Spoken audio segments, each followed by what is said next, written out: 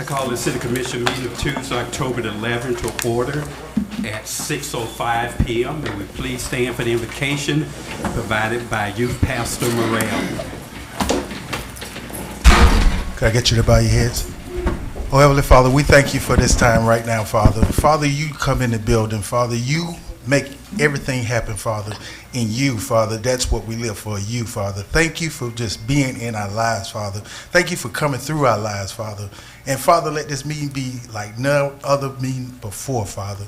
And Father, let us get clarity in this meeting, Father. And let us go out a different way, Father. Let us go out with friendship, handling each other the right way, Father. In Jesus' name we pray. Amen. Amen. Pledge allegiance to the flag of the United States of America and to the republic for which it stands, one nation, under God, indivisible, with liberty and justice for all. Roll call, Madam Clerk. Mayor Bass. Present. Vice Mayor Mervin. Present. Commissioner Bolden. Present.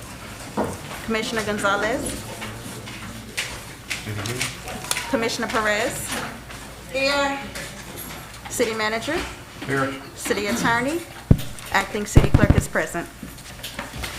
Thank you, Madam Clerk. Thank you, Commissioner. Thank you, staff. And thank each of our audience for being here today to participate in our regular scheduled meeting of Tuesday, October the 11th. At this time, City Clerk, we will proceed with our meeting. City Manager, do we have any additions, deletions to the agenda item? Yes, sir. We have both addition and several deletions. For addition, we have the resolution 2022-50. And for deletions, we want to look at item 1 under presentations to move to October 25th meeting with Palm Beach County School District, and then Village of Glades homeless shelter, want to move that one as well to October 25th.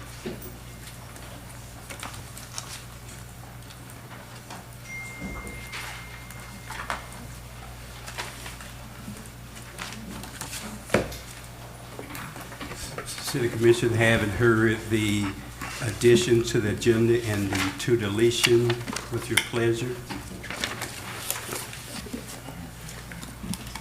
Mayor Bear, I move that we will accept the the agenda as read with the deletions and the add-on.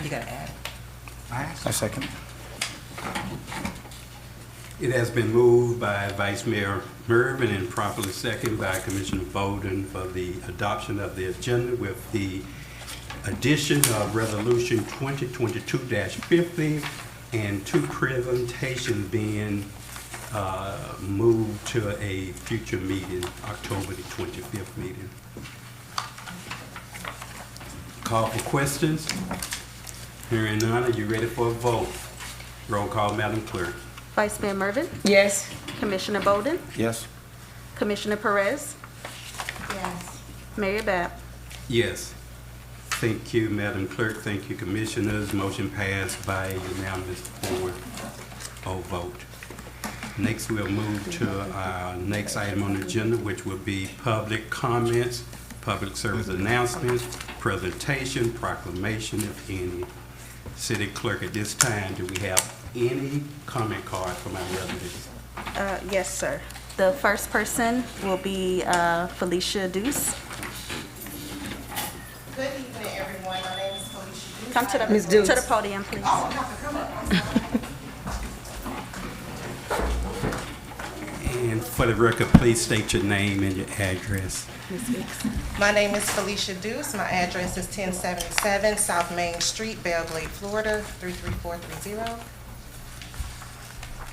I am the outreach coordinator for Habitat for Humanity of Palm Beach County. I am here just to introduce myself. I'm the Glades Outreach Coordinator. We do have an office out in Belgrade. Not only do we help families build homes, but we help families also repair their existing homes. Tomorrow, we have 3 groundbreakings right here in Pahokee, Florida. starting at 10 o'clock. So we're inviting everyone to come out and, you know, cheer on the families as they are breaking the ground on their new homes. And also, I will, if you allow me to have information in the back, I would like to give information about our home ownership program. It is not open yet, but we're telling families how to get ready for home ownership. Also, we have home repair flyers as well. One of them asks you, do you need repairs done to your home? The other flyer tells you what will help you repair, okay? And that is it. Thank you. And for the groundbreaking ceremony, what time and what would be the locations of that? The time start at 10 o'clock. Our first home is at 275 Begonia Drive. And I believe all three are going to take place there. Okay, great. I have a question. On the one with the home repairs, is that program open now to the residents? Now they can fill out application? Yes, it's open year-round. You would give me a call my office. My number will be on the flyers, and I'll send out an application, or you can come pick it up from my office. And that's for any resident, whether homeowner? Okay, I got it. Yes, you have Okay. to be a homeowner. Okay, Thank you. thank you. The next person, Shantoria McKay.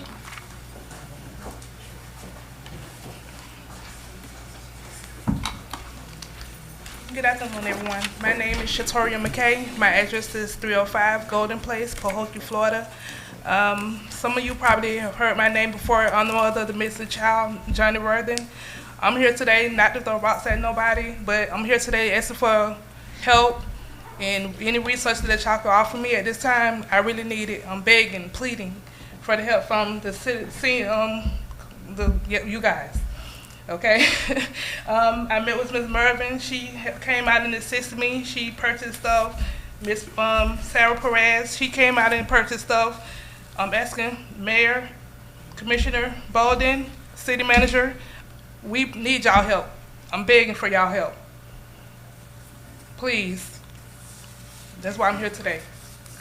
I don't normally do this, but I just felt like y'all need to know that the community need you guys. Not only for y'all being in these chairs, but y'all gotta learn to reach out to the community when it comes down to certain situations. Thank you. Thank you. The next person is Mayor Sharon Bell, Cole. can I'm we sorry. just address that a little bit? Wow. If you would. Yeah, so Tori, you know my heart and stuff is out to you and your family. I've spoken with you, and I know that the commission itself is really behind you. I know there's limited stuff that we can do, but we know that PBSO is on the job with an open investigation. So it is so much that you can really say and can't say. But I know that they're probably gonna give a little update on some of what they can say today. But you know is that limited, but as a community, we do stick together, at least do what we can do, whether it be from private, whether it be from what other help that we can do to help. But our prayers and thoughts is with, I think that's a conversation in all of us every day. So our hearts, I know my heart is totally out to you on this. So, but you have my number, so you call me at any time.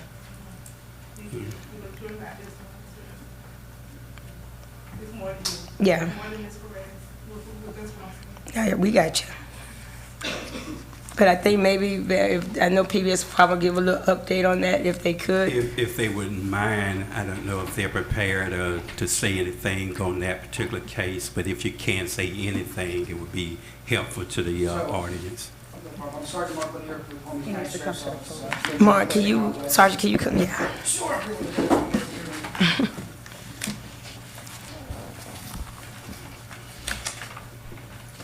Yeah, I'm Sergeant Mark Lanier with Palm Beach County Sheriff's Office, Community Policing Unit of the West Region. As far as Johnny Worthen's case, it's an active, open investigation, and I'm not authorized to give any details whatsoever on the case. Anything that does come regarding the case would have to come from media relations through our public information officer. But I can say that the case is open and active. It prohibits me from saying anything about the case directly. It has come to my understanding that the community does want to help The best way that you can help us is if you get information, please reach out to us and get us that information so we can get it to the right unit that's working the case. And if people want to remain anonymous and have information, there's always Crime Stoppers. You can go through Crime Stoppers. They're great at keeping things anonymous, and the information gets to us every time. So please, if you have a way to help out that way, reach out to us.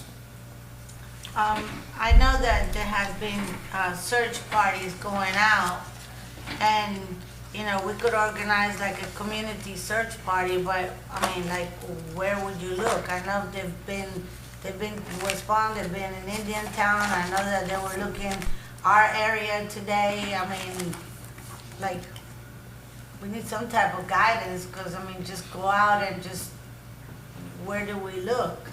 So, again, I can't talk about the case as far as searches, what searches are related to that case. I'm bound with it being an open case. I can't disclose anything without being pre-approved by the sheriff and coming out of the regulations. So I can't give you a direct answer to that. But what I can say is if you know something, to reach out. As far as search parties and coordinating, I actually had explained to someone else, sometimes depending on the investigation, if something turns out to be more than what it is, and there's a crime that we figure out down the road has been involved, and there's been search parties all over the place, Yeah. It could hurt us more than help us if it's not been properly preserved, properly documented. So again, please, if there's something you know, it's better to get with us and let us work it and document everything properly. Yeah, that was my concern. I mean, I told her I want to help, but what do you need from me? What is it? How can I help? Again, that's the best I can say is get in contact. If you have information, if you point us in another direction, we're going to follow all the leads we have in any case, and we're going to work it to the best of our ability. So the main thing is, anybody that's out there that's knows something, say something. Just say something, you know. We want to be unanimous, just say something, you know, let's bring a closure. You know, put yourself in the mother's spot. It's not an easy sleep. I know she's not sleeping. I can. It's just a heartbreaking thing. Yeah, Right. just losing a child is like, and I mean, we don't know what's happened, but the thing is that he's not here, and you know, that's something that's I don't wish upon anybody. So, I mean, you tell us whatever you need from us. At least for me, I'm speaking for myself. You know, I've told you in the past, whatever I could do, I'm here. I knew him. He was in my son's class. He's been in my house. He's one of my nephews, I could say. So very nice, you know, young boy, and very respectful, always smiling, joking. So I have good memories. So whatever I could do. And I will say this on behalf of the commission, we're all concerned.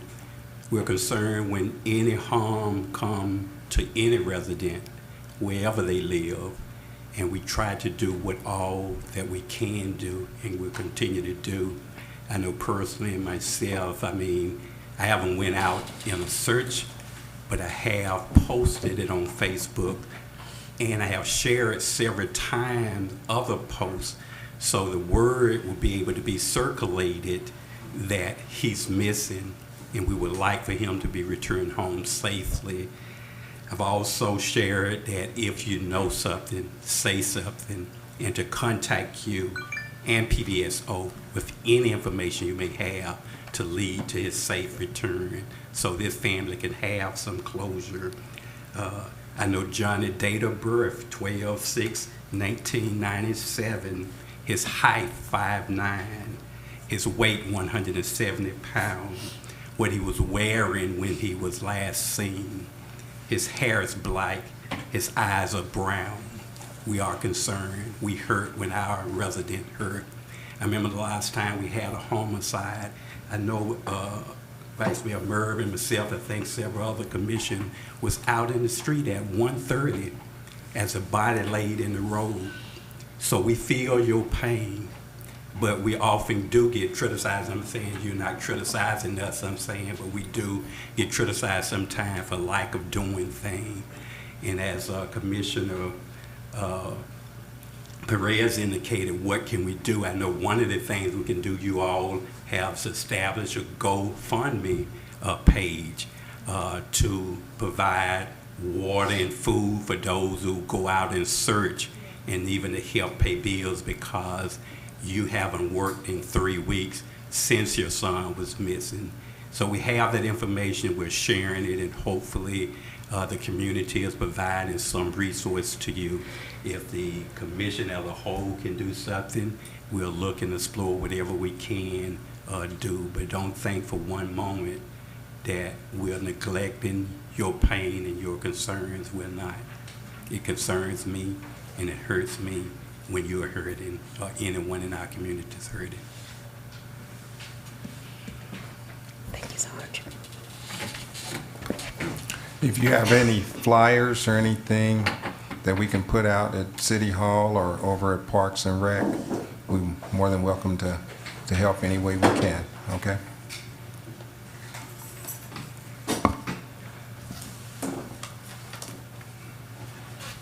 Are there any further comments, cards, City Clerk? Yes, sir. The next person is Sharon Colvin.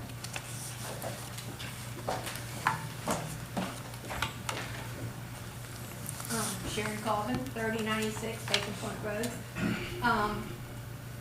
I'd like to ask you, Keith, I did not know about the scoreboard ribbon cutting until after you posted pictures on Saturday. Can you post, since we don't get things up in the city for people to know, the citizens to know, maybe if you will post it on Facebook, maybe some of us that see it, we can pass it on?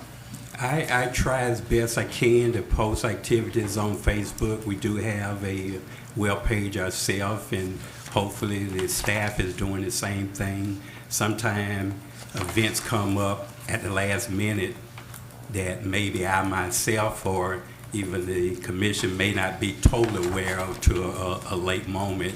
But that particular event, the scoreboard dedication and presentation was scheduled for a previous time, and it was postponed due to the unavailability of Ricky Jackson. And then I think at the previous city commission meeting, it was announced that it was going to be unveiled during that time. So I'll do whatever I can to continue to post as much as I can so the community be aware of things that happen. Okay. And the second thing is, since Mr. Vandenberg's name was not on that, I would like to have the board with his name on that, if I could possibly have that, since the city isn't using it, so he had paid for it, and I would like to have that if he would. I don't know if I'm able to give you permission to have that board at a future time and date. This commission could totally change and decide that they want his name up there. That may be a possibility somewhere in the future, but to just say that you actually can have it, I don't have the authorization to do that. If the commission as a whole feel they want to dispose of it or give it to you or give it to whoever or just preserve it in storage to future commission decide whether or not they want to do something with it. Well, maybe if you could discuss that, and if there's a possibility, I would like to have that. Okay. I'd like to say the previous commission wanted it up there, so The previous commission never voted on it, but this is a new it commission, did so not have to be voted on. okay. We agreed on it. She's reading the comments out. Hopefully did you? I want to comment on that. Okay, I'll let you quickly if you need to. My thing is, I don't stand up here that much. But when we get up here, whoever's the mayor, we gonna respect the mayor. We gonna say mayor bad, right? Some presidents we don't like, but we still call them president, right? So we gonna just be courteous to each other. I don't know him as Mr. Keith when I'm in here. I know him as mayor. So we just want to keep that on the great level, all right? In addition to comments, City Clerk. Yes, forgive me if I mispronounce this, but L. Robertson, LaShaquan or something? You're passing? Okay. The next person is Keisha James. You passing? Tiara Hunter.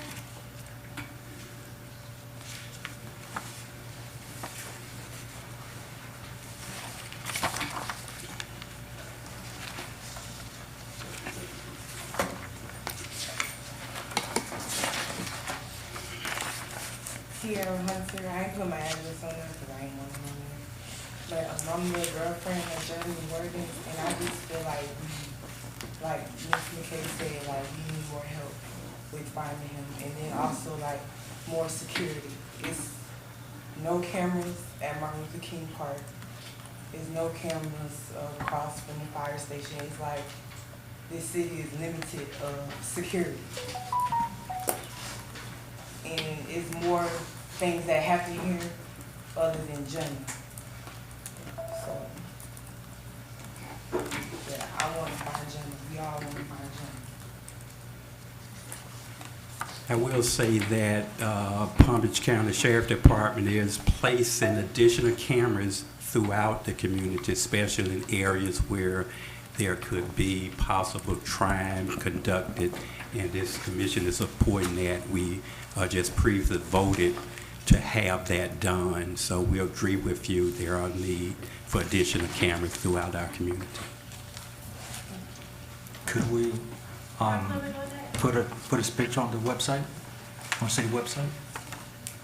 Yeah, the city manager asked for any flyers that they have, and we're going to make sure that some of those are posted, and we'll do all we can to continue to spread the word on behalf of the family and friends. What about the cameras in the community that are up but aren't working? Because we were relying on those cameras to give us reads as to the last place or person Johnny was seen with, and we weren't able to receive those cameras. Yeah, I think that's part of the process too. Those cameras that's out will be redone and fixed or replaced it in addition to the newer cameras that are being placed up. Is that the city or PBSO? It's through PBSO. Do we have any part in that, Mr. Lucas? The cameras that's being placed throughout the city? Well, we were trying to update and get new places, but the opportunity fell through with PBSO's on its end. That was something I was bringing to the commission at that time. I don't know what cameras are out and what I can disclose, but I'll make sure I have a meeting with Lieutenant Muckeridge and his staff.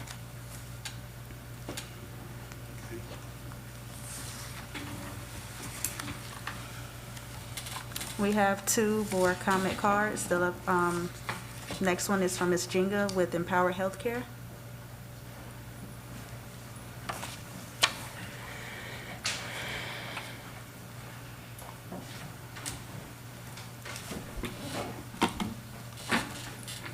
Good evening. Thank you for allowing me to speak this evening. My name is Dr. Jingo Grimm. I'm at 491 East Main Street at the First United Methodist Church. I would like to thank the commission and the city for supporting our grand opening on September 10th. It was a great success, and we were able to help possibly save someone's life who came in for a screening. I'm coming today to request the city's help in regards to an initiative with the American Heart Association. I am one of 10 national finalists for Empower Healthcare, and no one, to my knowledge, in regards to the American Heart Association for Palm Beach County and the Treasure Coast has received this opportunity. The contest is for a grant for the community. First place is $50,000. The second place is $25,000, and the fan favorite is $5,000. All of that money would go towards serving the community of Pahokee in terms of healthcare needs, making sure that women get their healthcare screenings, men as well, as well as primary care screenings and preventative wellness screenings as well. What I'm asking for is that everyone could just take the time to vote. And I have some flyers that I would like to place in the back if possible. And it's a daily vote until next week for the opportunity to be able to serve Pahokee and put it on the map and let people know what a great city that it is and great residents as well, because I'm honored to be here and serve the community. And as of next week, I'll be having a judging session. And if one of you wouldn't mind maybe doing a 1-minute video about how the clinic can help Pahokee and how it's going to serve the residents, I would really appreciate that, because that would help in terms of promoting the initiative. Thank you. Can I get one of those, Dr. Jingle? Yes, ma'am. And Mr. Lucas, in addition to that, would you see that that's posted on our website also, so we can further distribute the information? Thank you. Thank you. The last comment card is from Terrence Davis.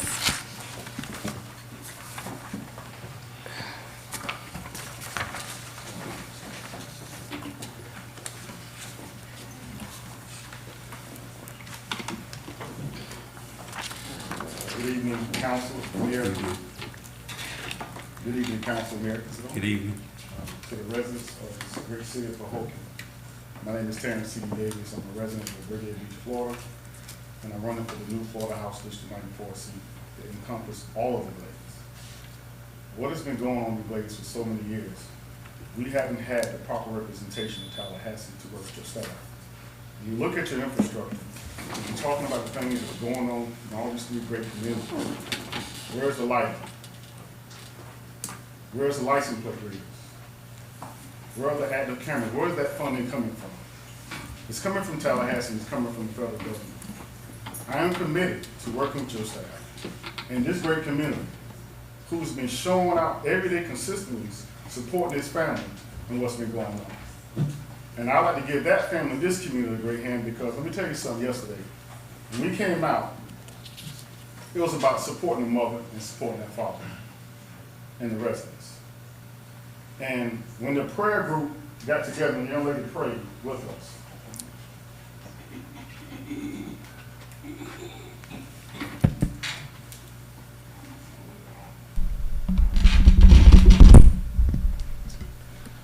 hello? It's working now? So when the family and friends got together and did a prayer yesterday, what we noticed was immediately we saw the hearts of some of the deputies step in through a spiritual connection. And what we must do as a community is making sure that the questions that are being asked today are being asked together. That's the government, our local nonprofits, our families and friends. We have to be together now, not just on this issue, but all issues.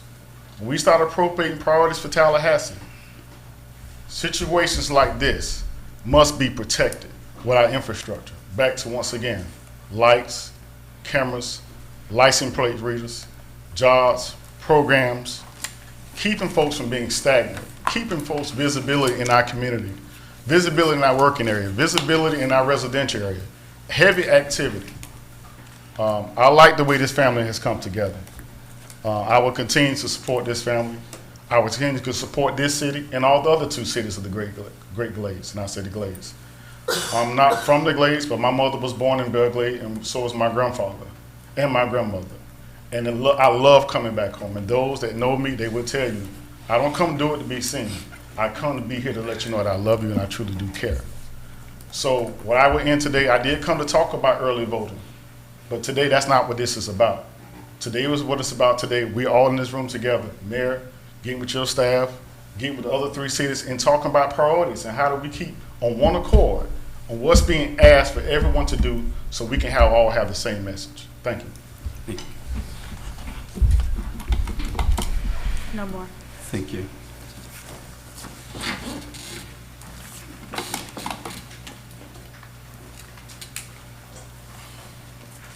And we'll move to presentations, proclamations.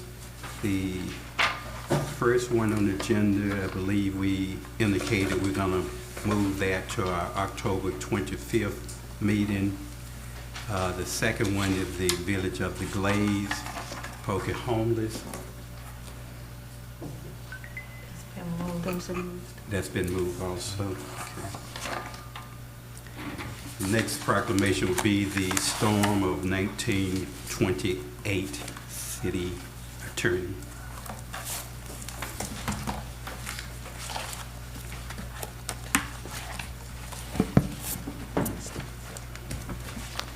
A proclamation honoring the survivors of storm of 1928. Whereas the Okeechobee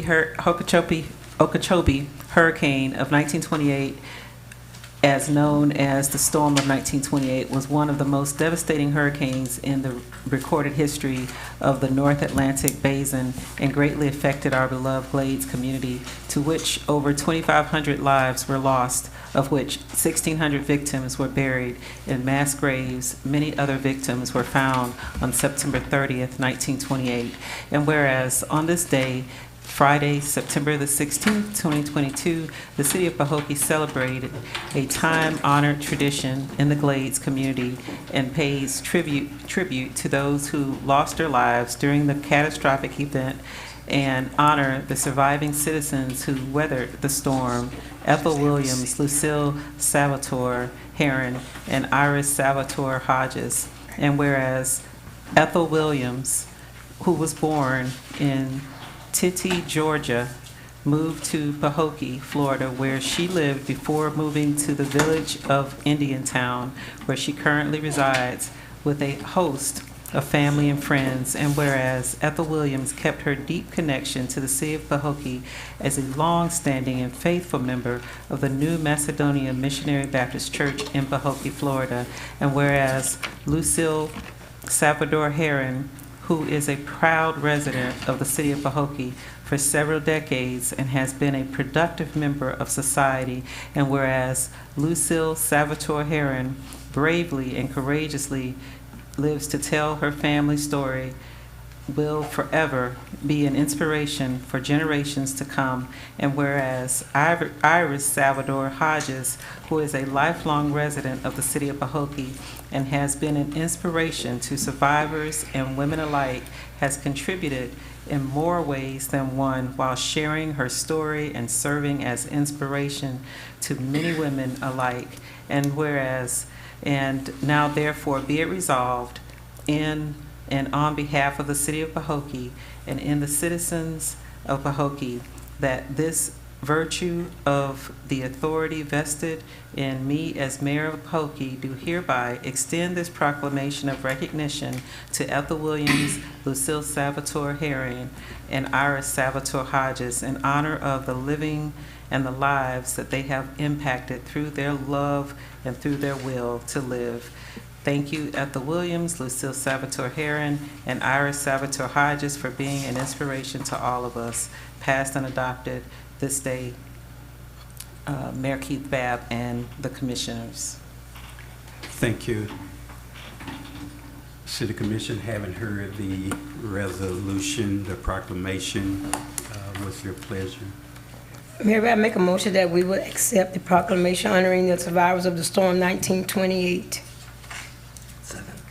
It has been moved by Vice Mayor Mervin and second by all three of the commissions simultaneously. Call for questions. Hearing none, are you ready for a vote? Roll call, Madam Clerk. Vice Mayor Mervin, Yes. Commissioner Bolden, Yes. Commissioner Gonzalez, Yes. Commissioner Perez, Yes. Mayor Babb. Yes, thank you, Madam Clerk. Thank you, Commissioners. Motion passed by unanimous vote. Will the Commission and the City Manager this time join me down so we can present this proclamation to Ms. Ethel Williams, and we also will be giving a proclamation to the other two, either in person or given by delivery. Thank you.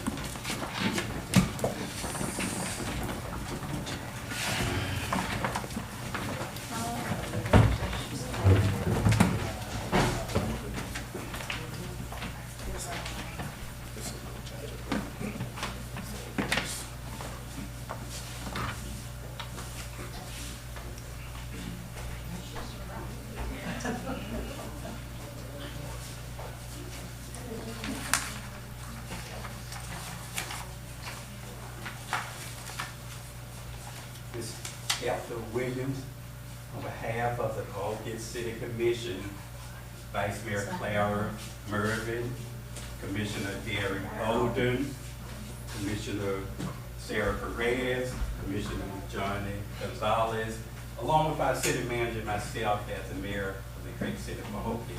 It gives me great pleasure and honor to present you with this proclamation honoring your bravery, your survivor of the storm of 1928. We know that was a devastating storm and many people lost their lives. But you are here. You're a living testimony of what happened during that storm. We appreciate you for everything you've done for this city and everything you stand for. So take this and cherish it as we cherish you. Thank you so much.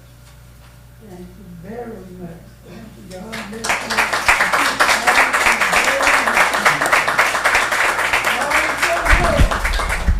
you. We'll let you say a few words too if you would like this week.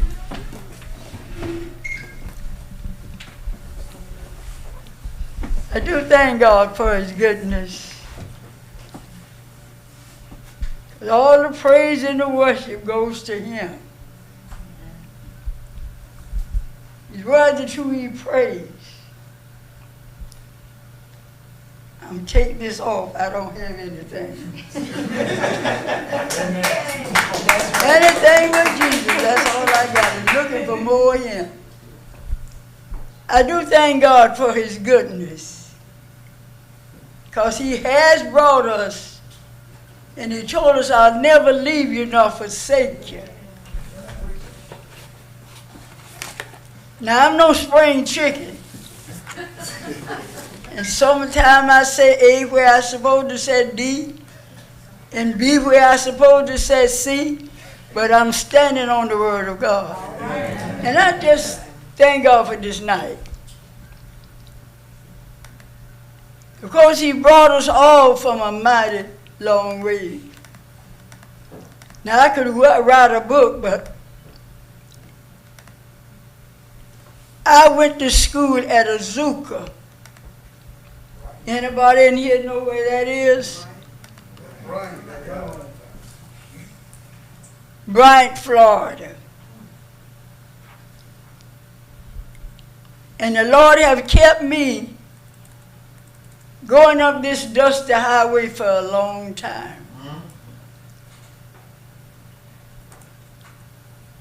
I lived once across from where the high school is in Pahokee. I lived once up there where that Marlboro service station is. And walked through them bushes to school to Bryant, Florida. Miss E.E. Houston was our principal. All along where those mangoes on 441, we lived in little huts. So many places I can't even name. My father farmed that land back there, where those mangoes is right now. I had children to go to school to. East Lake, Alex William, Frank William, James William. Yes, a few, some of the classmates around here now. For 10 years, I had 2 graduated from high school. Making, sometime my husband and I made $1 a day. Sometime we didn't make anything. But you know God is good. And He just kept us going. And He still got us going. They tell me about my age sometime, but God is blessing everybody. But what we must do, turn to Him and He'll turn to us. He said He'll never leave us nor forsake us. And He's with us. But we got to be together. He said, together we stand and divided we fall. And don't you see how we're falling? Falling so short. So what must we do? Get about our Father's business and do the work that He sent us to do. And everything will be all right. My family was up and down 441, so many different places, I can't even name them all. But God is good to us, and He will continue to be good if we just trust Him. Thank you.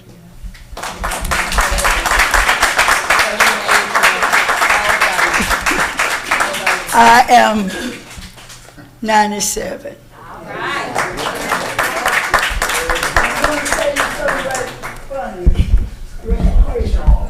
My family said, my mother and father say I was born August the 23rd, 1925. I was working at the clinic. I was the first black seer they worked at Florida Community Health Center. So they changed my date of birth. To August the 21st.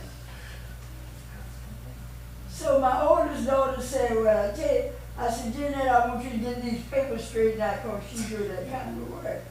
She said, I'll tell you what you better do. You better let it stay August the 21st so Social Security will continue giving you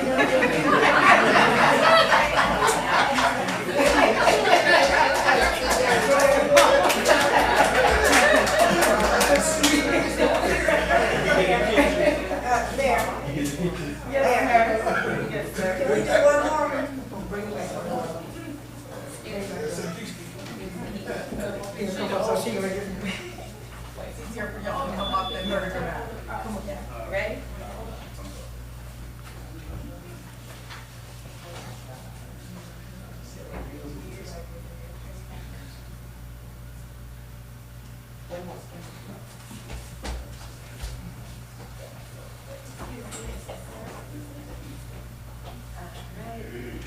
One, two, three. Beautiful. Thank you. Thank you so much.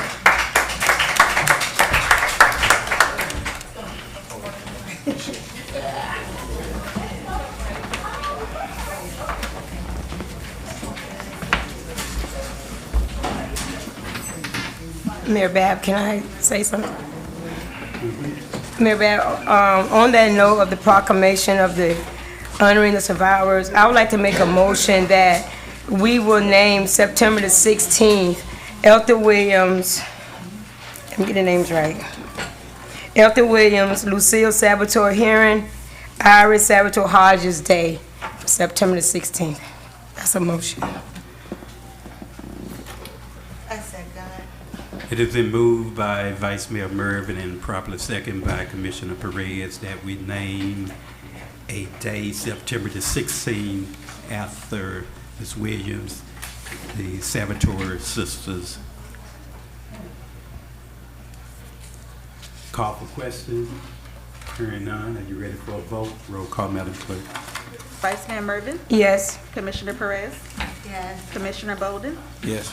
Commissioner Gonzalez, Yes. Mayor Bab. Yes. Thank you, Madam Clerk. Thank you, Commissioners. Motion passed by unanimous vote. Now we'll have our next proclamation from the City of Stewart, storm of 1928 proclamation. City Attorney. City of Stewart proclamation in memoriam of the 1928 Okeechobee hurricane.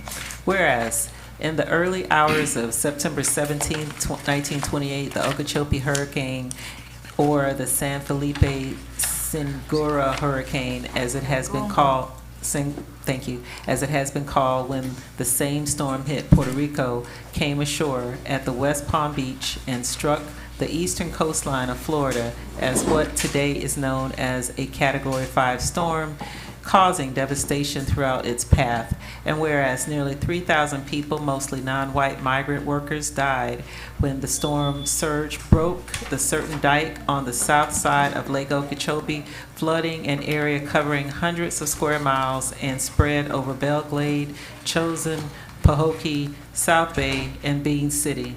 And whereas a year after the disaster, the Okeechobee Flood Control District was created to work with the U.S. Army Corps of Engineers to build the Herbert Hoover Dike, along with thousands of miles of man-made canals to help manage water overflow from Lake Okeechobee.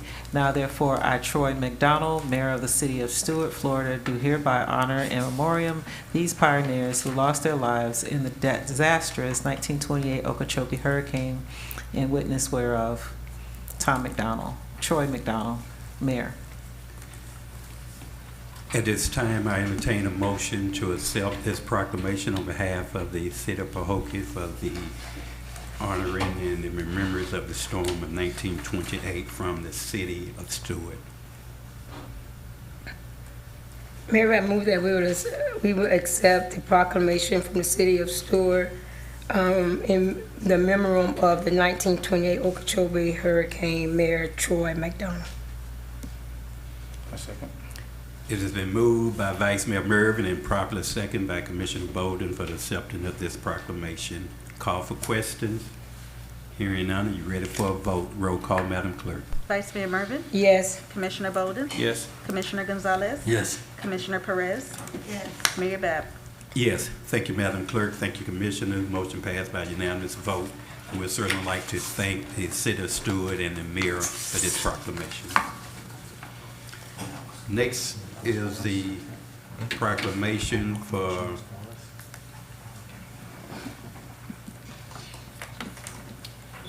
Requilla Williams, our newest women NBA champion.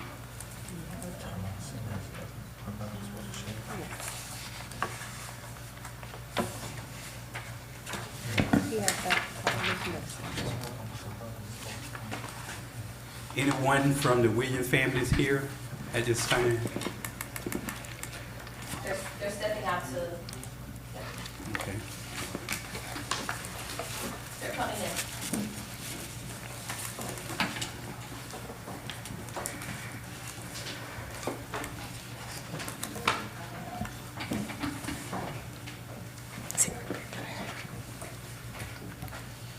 Sit right there.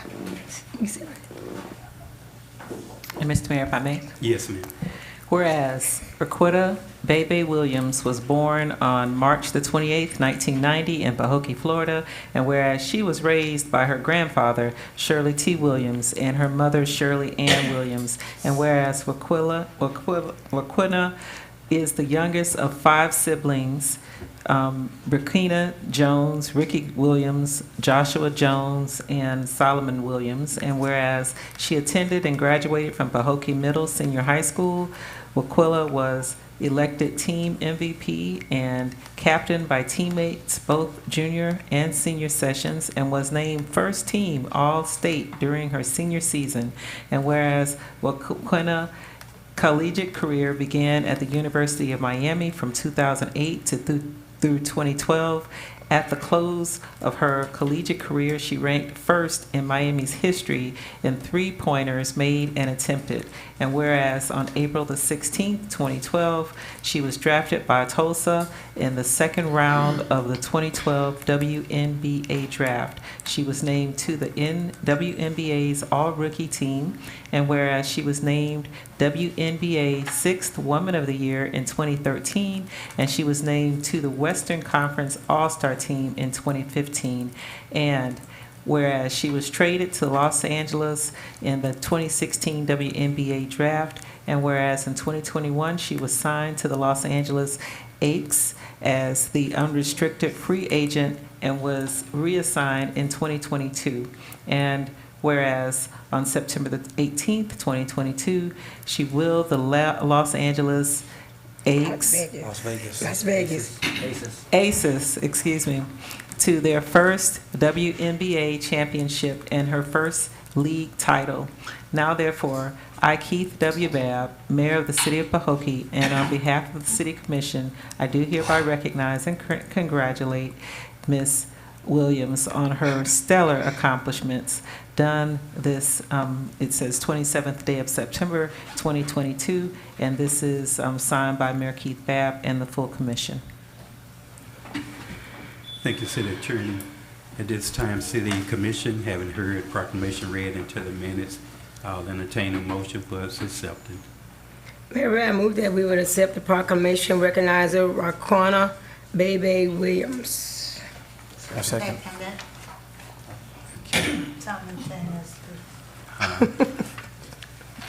We all second it. It's a double second. Okay. It has been moved by Vice Mayor Mervin and properly seconded by all three commissioners simultaneously. I cannot recognize the first one. We'll include them all as a second. I'll just go with Perez. The call for questions. Hearing none. Are you ready for a vote? Roll call, Madam Clerk. Vice Mayor Mervin? Yes. Commissioner Perez? Yes. Commissioner Bolden? Yes. Commissioner Gonzalez? Yes. Mayor Babb? Yes. Commissioner, if you would join me to present this to the Williams family in the absence of Baby Williams.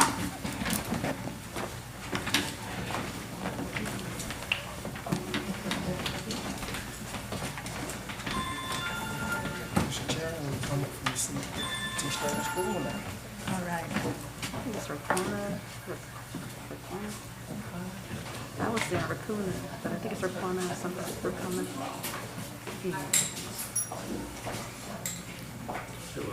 Raquana Williams, Raquana, I think. and presented to the family in her absence as Mayor of the Great City of Pahokee on behalf of the Pahokee City Commission, Commissioner Vice Mayor Claire Mervin, Commissioner Sarah Perez, Commissioner Derek Bowman, Commissioner Johnny Gonzalez, alongside City Manager Rodney Lucas, and myself. And our entire community, we present this proclamation to Ms. Williams for her outstanding contribution to the city in winning the Women's NBA National Championship this year, World Championship this year. We're very proud of her. We would like you to express that. We want to do some things along the line in a later date that would signify our gratitude and our service that she has provided for our community. So without further delay, we want to present this to the family, this proclamation.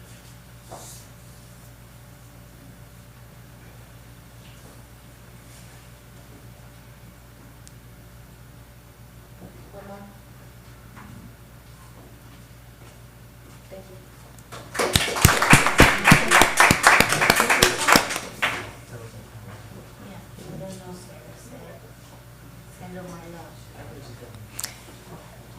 And Mr. Mayor, if I can just ask the family if she would say the first name in the record so that we can say it right. If you don't mind, just saying her first name.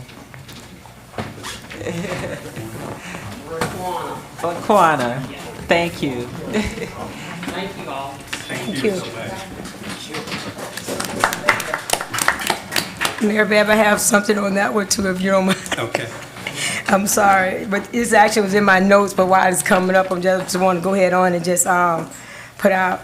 I know we are going to redo the basketball courts at the Martin Luther King Park at some time in the future. So my motion tonight is we'll be able to name the basketball court at Martin Luther King Park after, on behalf of Raquana Bebe Williams. Second. It has been moved by Vice Mayor Mervin and properly seconded by Commissioner Perez that we name the basketball court at MLK after Raquana Bebe Williams. Call for questions. Hearing none, are you ready for a vote? Roll call, Madam Clerk. Vice Mayor Mervin? Yes. Commissioner Perez? Yes. Commissioner Bolden? Yes. Commissioner Gonzalez? Yes. Mayor Babb? Yes. Thank you, Madam Clerk. Thank you, Commissioner. Motion passed by unanimous vote. And next we'll have a proclamation honoring County Commissioner Melissa McKinley, City Attorney. Yes, Mr. Mayor, this proclamation, whereas Palm Beach County Commissioner Melissa McKinley was first elected in 2014 after serving as mayor in 2017 and 2018. She was re-elected without opposition. Prior to election, Commissioner McKinley spent 20 years advocating on behalf of women, children, and families as a legislative aide to Palm Beach County Legislative Affairs Office, members of Congress, and the U.S. Senate as a volunteer and as a single mom.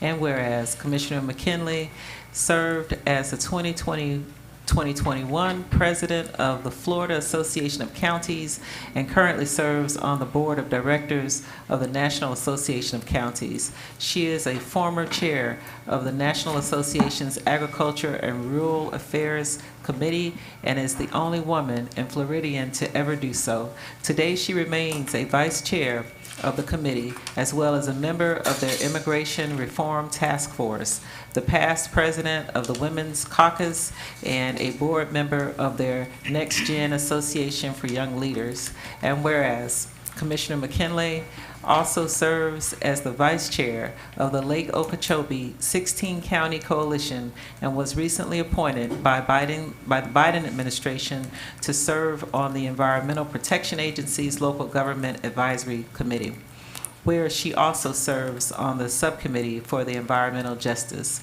And whereas locally she serves on the 15th Circuit State Attorney Addiction Recovery Task Force, the Transportation Planning Agency, the board of the South Florida Fair, and as a trustee of the Palms West Hospital Board of Trustees.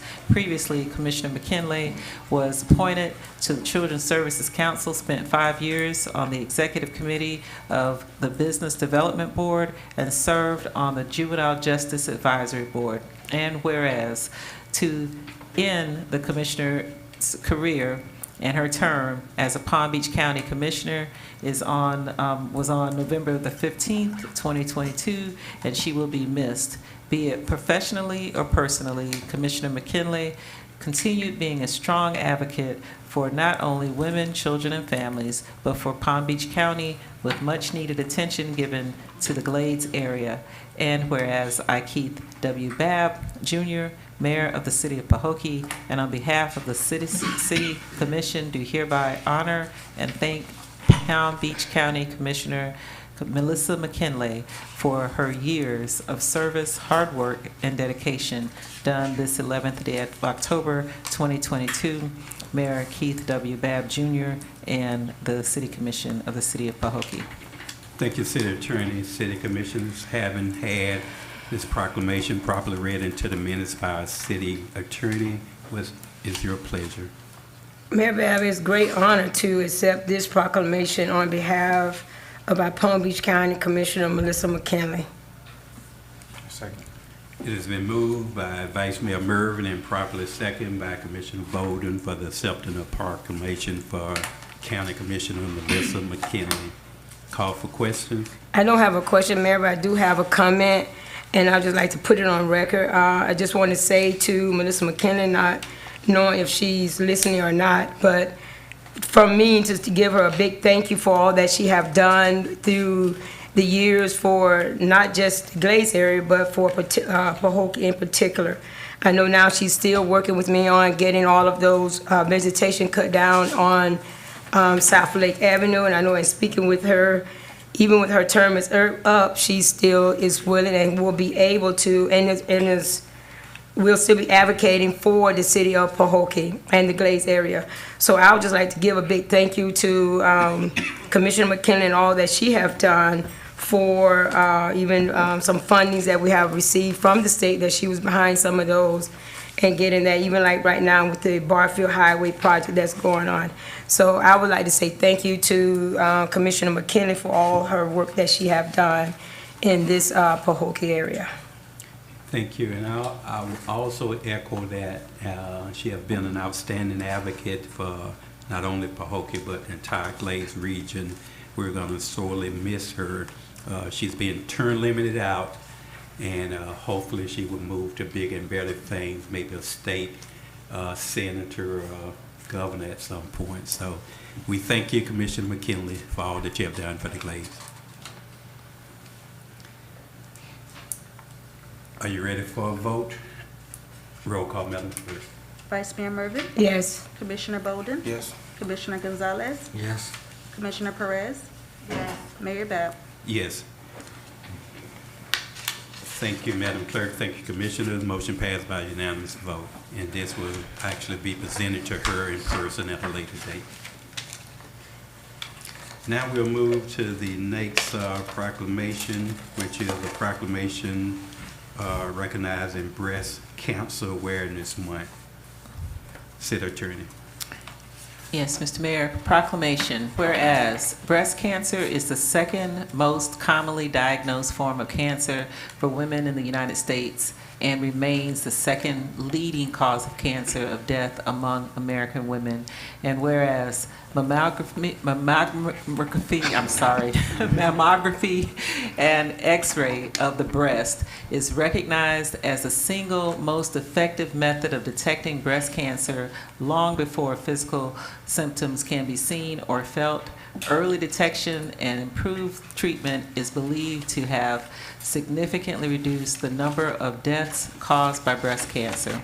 And whereas researchers, scientists, and numerous nonprofit organizations are dedicated to discovering the cure for breast cancer, during the month of October, we acknowledge the exemplary commitment and effort invested in this cause and mammography. And whereas, as we recognize that over 2.5 million Americans are breast cancer survivors, that gives us hope of a better future. Now, therefore, in support of those who continue to cope with breast cancer, I, Keith W. Babb Jr., Mayor of the City of Pahokee, Florida, on behalf of the City Commission, extend our deepest respect for the survivors and those advocating for prevention and cure, and in doing so, hereby proclaim October 2022 as Breast Cancer Awareness Month. In official recognition whereof I hereto set my hand and cause the seal of Pahokee to be affixed to this 11th day of October 2022. Mayor Keith W. Babb Jr., Mayor and Commissioners of the City of Pahokee. Thank you, City Attorney. City Commission, having had proclamation properly read into the minutes by our City Attorney, what's your pleasure? Mayor Babb, I move to accept the proclamation of Breast Cancer Awareness in the month of October. Second. It has been moved by Commissioner Bolden and properly seconded by Commissioner Perez for the acceptance of the proclamation recognizing the month of October as Breast Cancer Awareness Month. Call for questions. Hearing none, are you ready for a vote? Roll call, Madam Clerk. Commissioner Bolden? Yes. Commissioner Gonzalez? Yes. Vice Mayor Mervin? Yes. Commissioner Perez? Yes. Mayor Babb? Yes. Thank you. Motion passed by unanimous vote. Now we move to our consent agenda, which consists of the September 27, 2022 regular meeting minutes.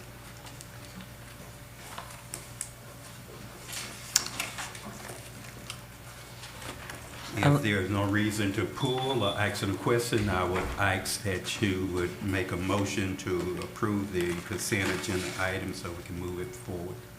Mayor, I move that we would accept the consent agenda September 22nd, 2022 regular meeting minutes. It has been moved by Vice Mayor Mervin and properly seconded by Commissioner Bolden that we accept the consent agenda item consisting of the September 27, 2022 regular meeting minutes. Call for questions. Hearing none, are you ready for a vote? Roll call, Madam Clerk. Commissioner Bolden? Yes. Commissioner Gonzalez? Yes. Vice Mayor Mervin? Yes. Commissioner Perez? Yes. Mayor Babb? Yes. Thank you. Motion passed by unanimous vote. Now we move to old business, which consists of the discussion of the activities of previous held events, if any, in particular our city project updates that we'll be discussing. City Manager. Yes, sir. Thank you. At this time, I'd like to have Peggy Boulay-Washington come up.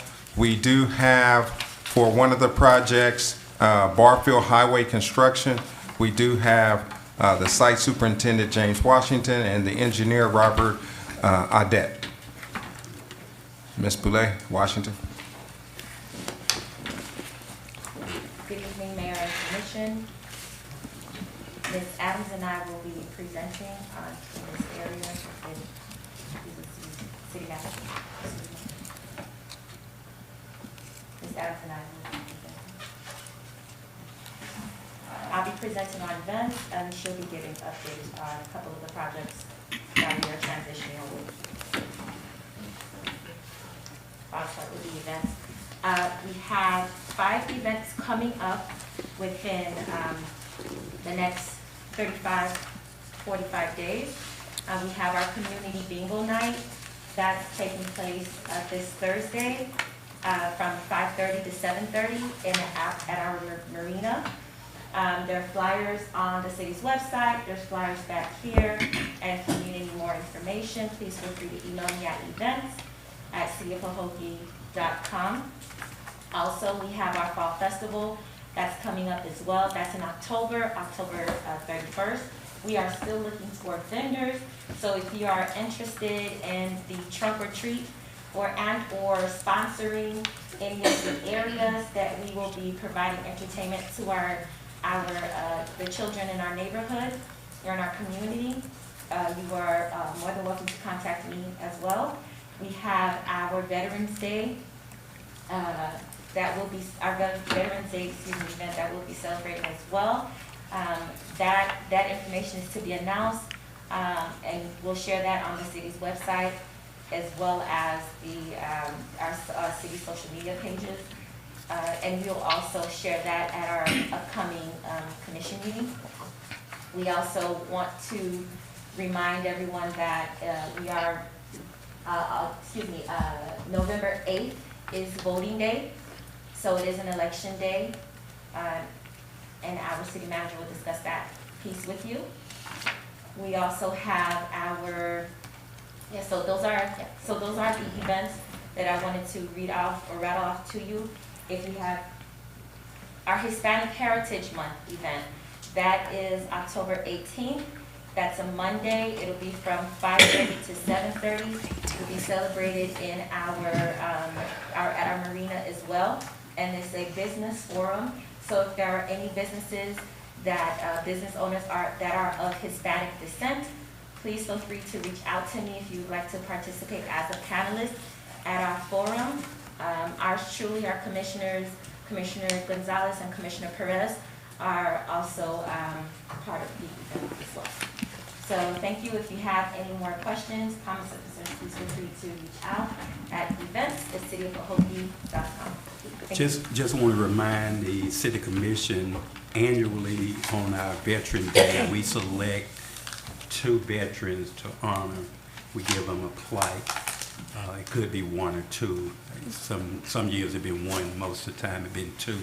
So you need to be thinking of a name that you would like to have present a plaque to, so it won't be a last minute thing for you.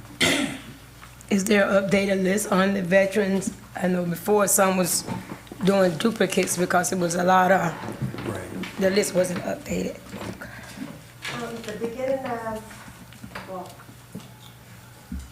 sometime at the beginning of this year or the beginning of last year, there was an email that was sent out with the veterans, the updated list.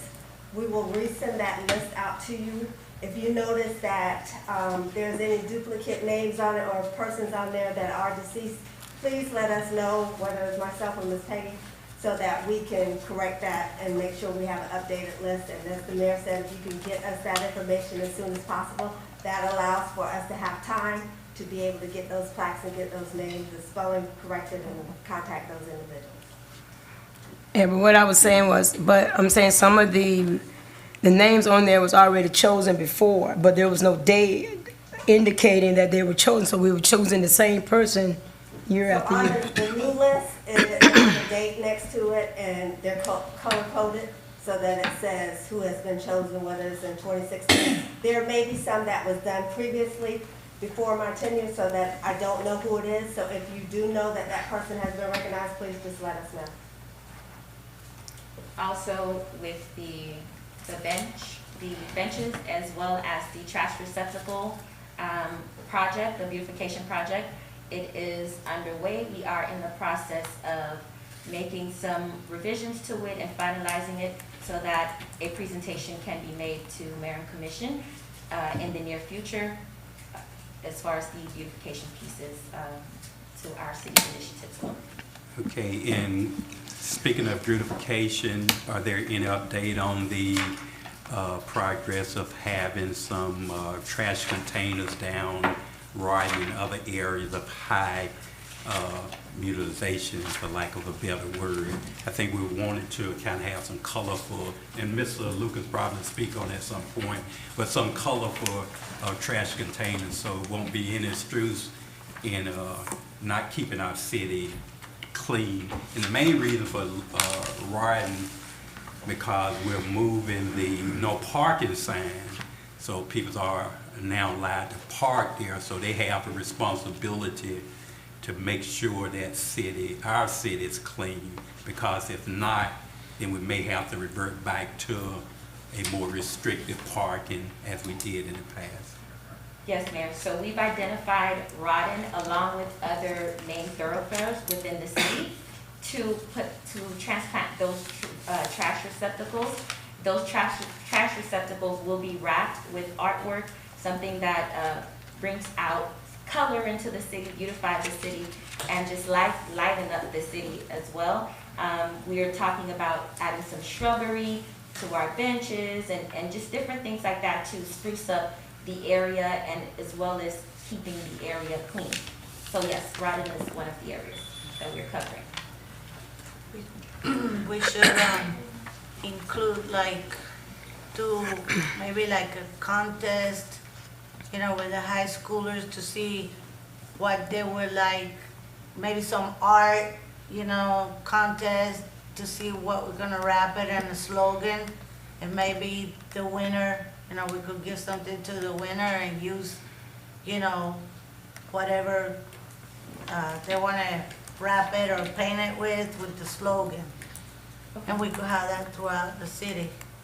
Okay, so we'll work on that, and I'll send a formal pitch to our city manager, and if accepted, then we'll go from there. Thank you.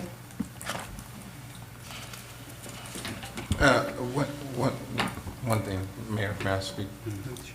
So we're working with Civic Plus, our website company that allows us access to post things. We will get better at posting things more in advance than last minute. So just give us a moment to make these adjustments as we identify staff and bring on more people to the city of Pahokee, from Pahokee. Could we start with the agenda? Could we start with the agenda? The agenda. Yeah, having them a little earlier than Yes, ma'am. Friday. Thank you. So there are an RFP that will be posted on Thursday, that's 2022-02, and that is for the old project 647, the old house. That got pushed back, so it will be advertised this Thursday in the Palm Beach Post. So if you have any demolition companies that are interested, please make sure that they look out for that. There will also be the ITB 2022-01, and that is for phase 4 for those streets, 3rd Street, West 5th Street, I believe it's Buddy White, and there's 2 more, and I cannot remember the names of them. But that will be advertised on Thursday as well.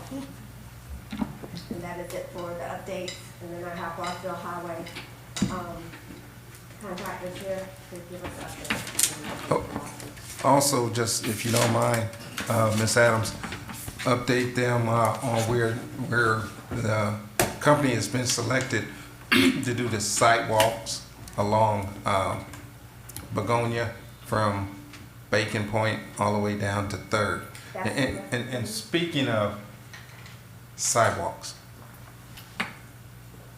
would you come up and just one second, just indulge me here, Mayor, because we've had issues with vandalism on sidewalks, and we need to address this and educate the community. So I had a meeting this morning with Mr. Lucas, a couple, but one in particular about the sidewalks. With the company is Ranger. They were there on site with FDOT. They're pouring new sidewalks along State Road 15 right now. You've probably seen the construction going on near Shirley. And they stay until around 7:30 in the evening, until the concrete starts to set a little bit, and then they get out of it. They can't stay all night. But the concrete is still susceptible to being damaged by scraping or using some kind of tool to get into it. It's still soft enough, and people can only assume coming in, they're taking the plastic off, carving initials into it, carving names into it, and it is literally from the company, out of the company's mouth, going to cost a couple $1,000s to replace the sections that were damaged right after they were poured. One day later, we're talking from his mouth, $1,000 in damage. That is felony criminal mischief at that point. And I'm going to go back to what we talked about earlier. If you say something, if you see something, say something, because the money's going to go to waste if this is happening and it's getting poured. We had the company manager told us he was getting some calls from people that didn't want to get involved after the fact. And if they don't want to get involved, we're going to have a hard time stopping it. We'll do our best to help patrol, but again, if you see something, say something. And the damage to the sidewalks, for those that don't know, if it is children or whatever, they need to be educated. And the fact that it is felony in those amounts and the amount of money it costs to repair those sidewalks. I appreciate that, Sergeant, because we're about to do all this utility and infrastructure repair, and we need the citizens of Pahokee as well as the citizens of Palm Beach County to help us out. It's a shame that I had to look at all these photos of all this damaged concrete and spray paint. And then just last week, our court behind the admin building for Parks and Rec, they graffitied us, and we had to come in and clean that up and repaint portions of the poles, the basketball goals. So this vandalism, it needs to end. So as Mr. Lucas was saying, last commission meeting, you all approved the 2 SPW contract, and they will be starting soon. We're just waiting on permits to come in and come back, and then hopefully in the next couple of weeks, they will be getting started. So with that said, we do, because it is sidewalks, we need to protect our sidewalks. That's a lot of money we're spending for folks to, whether it's state, our funds, it's still money wasted, and we don't want to vandalize. Mayor, a quick question, or commissioners, don't we have volunteer neighborhood watches that we can resurrect or anything to cut down on all this mischief? They call it snitching, so they're not gonna do that. No. It's I tried that again. Yeah, that's why it doesn't work. I mean, it's worth trying to if there's an interest in it. We don't know whether or not unless we try. And if you do it in an anonymous way, you won't be a snitch. A snitch can say, you know, you can call That's someone not what I'm saying. and report. It's what. Yeah, I know the perception of being a snitch, but I think now that we're having an emphasis on beautifying our community and everyone pitching in and doing their part, and part of it is recognizing if someone doing something illegal and improper, to report that. So we'll find a way that they don't get involved where they're gonna have a problem with their neighbor. I think we should try it, see if we can reinstate it. If not, then we at least say we have tried. Well, I mean, See, another thing that concerns me is as we're restoring the marina, and like, for example, you guys said, where's the lighting? Well, from the south side up to the Marina conference room, all those lights are on now. But in the north end, for those 8, we got vandalized. They didn't took the copper and everything out, so now it's gonna cost us, no matter, I don't know how much more, but That's tens of thousands of dollars that we gotta pay out to fix those lights in order for people to feel protected and to provide adequate security. So we need, moving forward, all we're gonna do is bring more things into this city. People wanna feel safe. People want nice things. I wanna see those things develop. What can we do?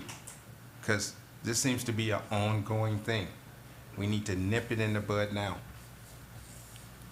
I think we need education, and it needs to start from the younger kids on up. You know, don't throw trash on the streets. You know, take care of your neighborhood. You gotta remember, if you don't want to live like this, I understand that, you know, some of us adults had dropped the ball in the condition of the city. But now that, you know, we're making an effort at rebuilding, we're gonna need the community to do their part, because it's not just for us, it's for the entire community. So that is what we need to do.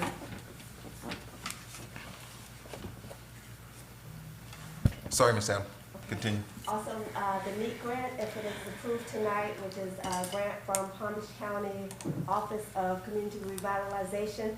That NEAT grant is, we have two, one for $10,000 and another for another $10,000.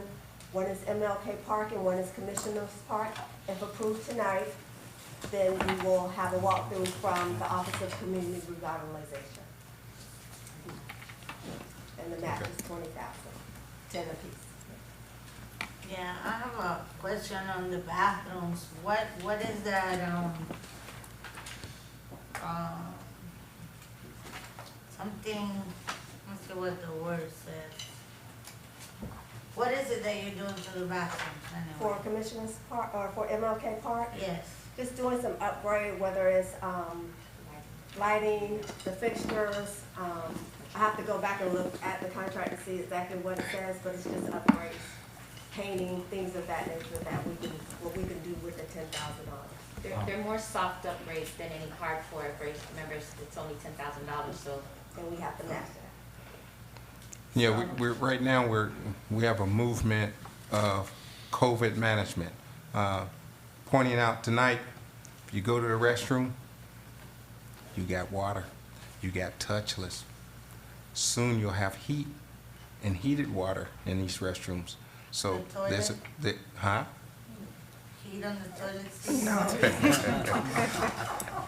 Heated water. Hot water. So you will see movements throughout the city of improving city property, COVID management. So these are things that we quietly are just trying to do. And then we don't want it ruined by someone who's just having a time against society. Is it possible to add security cameras? Can we do that with the NEAT to do surveillance? Things that we've already identified with the NEAT grant, they've already been put on that work plan, so we would have to stick with those things that's identified on there, but we can look at other funding sources, or we can look at technology and cameras and security in that nature. Or next year apply. Next year, or if there's any other mini grants that come out, you know, we can look at those. I mean, any project that we come up with that's coming up, try to, you know, fit security cameras within the budget. The great thing about the NEAT grant is that it allows us to apply for multiple grants for multiple purposes. So, i.e., the reason why we were able to apply for MLK as well as Commissioner Park. Next year's budget cycle or their grant cycle, we'll look for other areas within the city that we could apply for. And that could possibly be one.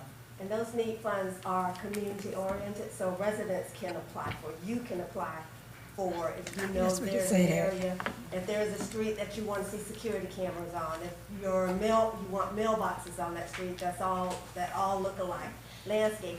Residents can apply for those dollars. When the NEAT grant come out, it is advertised from Palm Beach Post we advertise it as well. So even with Healthy with Glaze, they had a mini grant, I think 2 weeks ago, and residents could apply for that. $5,000. Yes. So, thank you, Commissioner. Yeah. You gonna bring up Mr. Washington? McClure Road. I haven't heard anything mentioned about McClure Road. So McClure, we're waiting on the engineer right now. The engineer has the application and the grant, so they're working on design. Because the citizens been waiting on that since I was in high school. Yes, sir. And I've been out 50 years. We have the contract from the state, so right now it's in the design phase. And that design phase, we're, taking into consideration what Commissioner Perez is saying about change orders, making sure that we tackle all of that, so that design is making sure that whatever's in the ground, we're trying to get that passed. Secondly, with the lighting, when they're talking about stealing cop and stuff, that's somebody that's got some experience. Nobody just walking up there hitting that leg twisting. So you can eliminate a whole lot of people. You start looking for people that despise and don't want this project to go on. And you understand what I'm saying? Correct. That's not an everyday person that's going and getting that. Yeah, you have to know what you're doing. So, exactly. We're gonna let the contractor to Barfield Highway, James Washington with Rosso, who is the construction contractor. She's on Barfield Highway.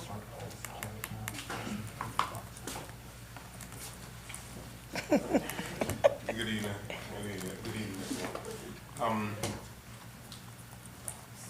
Project's going well. We've been prosecuting work towards Barack Obama here into this week. We should have the drainage in roughly 3/4 of a mile from 7th Street back down to the light. I believe that's Barack Obama. Same thing with the water line. I don't know, you can ask some specific questions. I'll answer them for the best of my knowledge. According to percentage-wise, what do you feel you have completed? 50% of the project, 75%, 60? Just kind of getting a ballpark of Realistically, I want to say about 40%. 40%. So where we are right now with the underground making up, about half of it. What we're looking to do is, once we're done with this particular phase, come right back in between 3rd and 2nd and start putting the road back in, the curb, the sidewalk, the base, and getting you some asphalt while we're working on some change order work between 4th and 3rd, which has to do with the sewer and the drainage. Had to make some modifications in there, but once all that cost gets approved, then we can connect from 2nd and 3rd to 4th, where the first lift of asphalt stops now. Yeah, I understand it's at least a year-long project, and we have some complaints. I've had some complaints on Facebook, what taking it so long, when it's going to be done. So I always ask the question, what is the projected completion date? And I know that can change depending on how things continue to move forward, but at least the public can kind of have an idea of this project will continue until a certain date. Right now, projected completion date is roughly October of next year. And that's going to vary depending on how we're allowed to sequence. So hopefully we can pull that in a couple of months, get around maybe June, July, depending on what we can do, and go from there.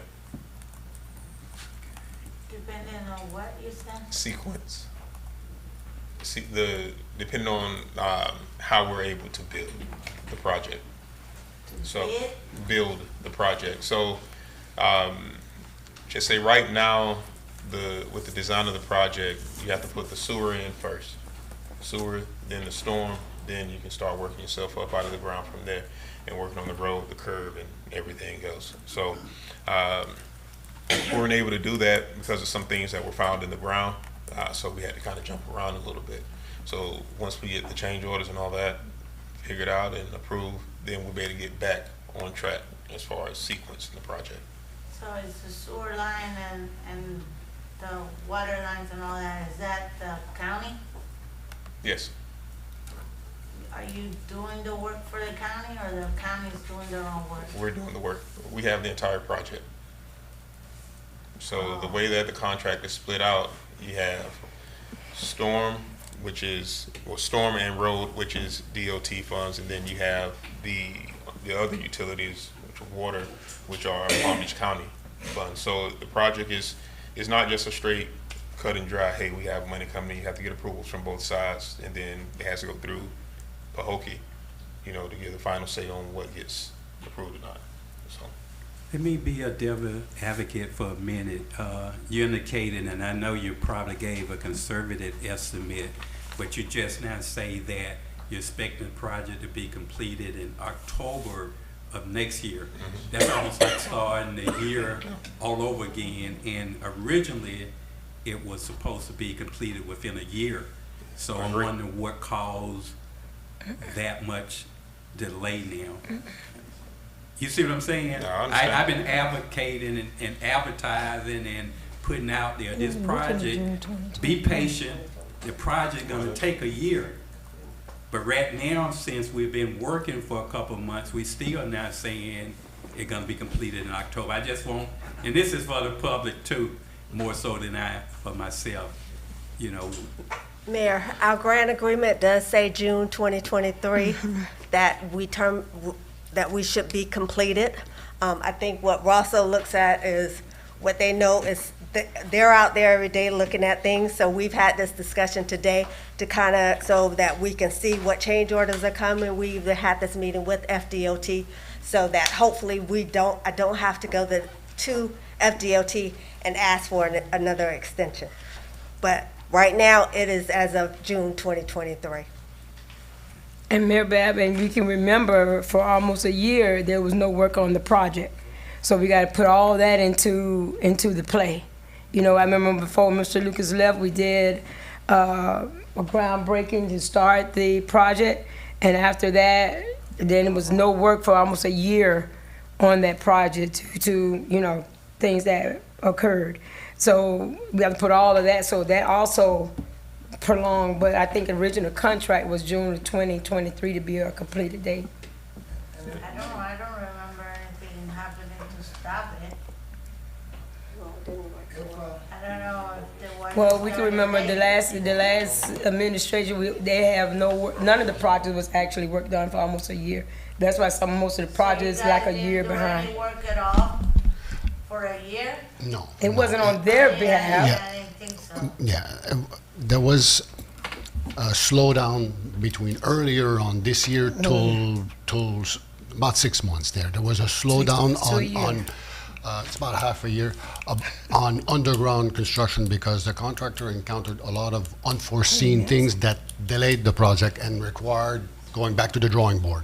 And it wasn't because of the prior administration? No, well, it was for unforeseen issues underground. You know, when you dig, you find things that are in the way. No.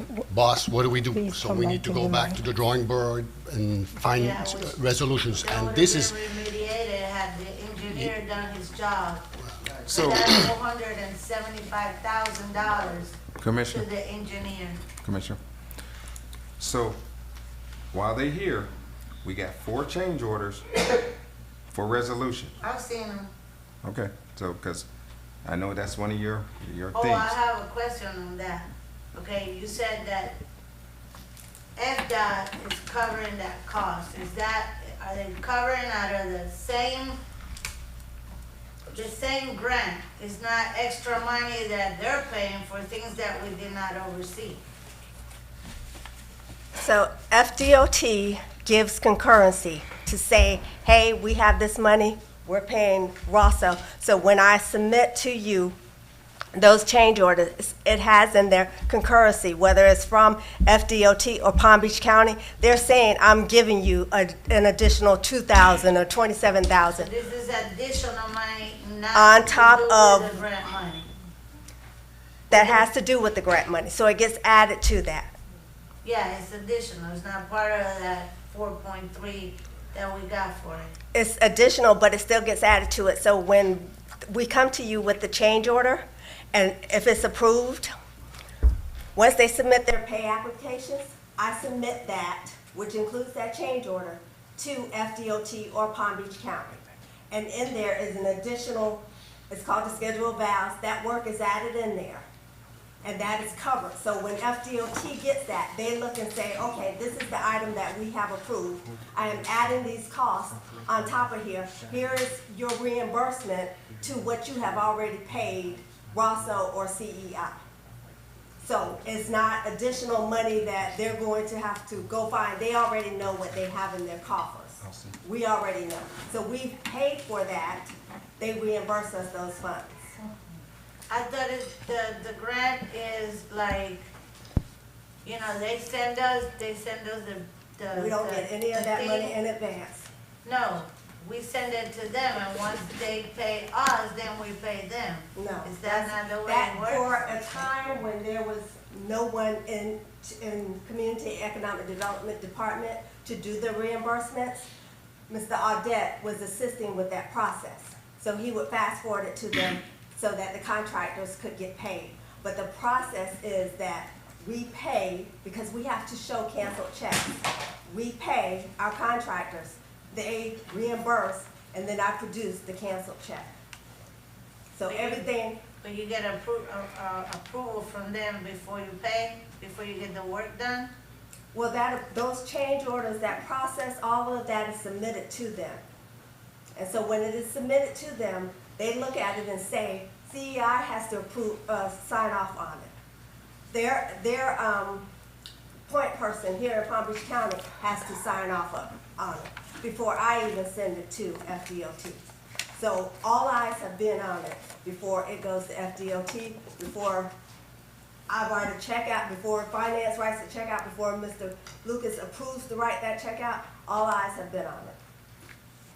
So question to you. It's taken forever for the citizen to see that stretch of road to be done. I mean, forever. I don't know if anybody's overseeing them or anybody checking on them or what, but it's like they're milking this city with that road. Well, I can't speak to that. I can go out, like I said, Mr. Chapel, I check what Robert submits, I check what FDOT submits. I know that on top of FDOT being there, they're on site, Robert is on site, Palm Beach County comes out and checks. They have conversations daily. So there's a lot of things that even with our design engineer having done due diligence, there's always going to be things up underneath the road, and the engineers can speak to that better than I can, that they found. For instance, even with the water line that Rosso is asking to just cover it and so that they can move the job along, Palm Beach County is saying no. So it is conversations between two, and even though we're going out checking to make sure that things are being done, there's still conversations between engineers that are taking time.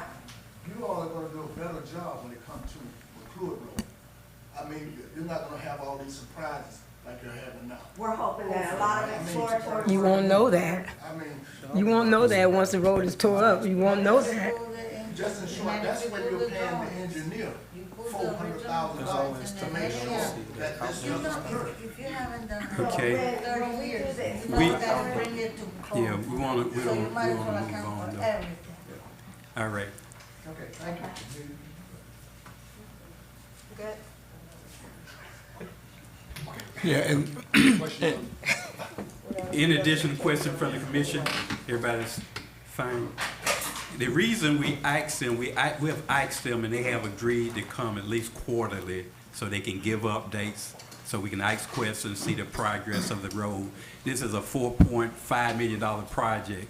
It's probably the largest road project we have ever had. So it's gonna take some time, and hopefully it's gonna be done right, and we'll be able to have a nice road very soon, so. If I may, I want to say two things. Well, two things I would ask for you guys to do is, one is to keep the dirt wet at all times, because there's a lot of dust out there and residents are getting tired of it.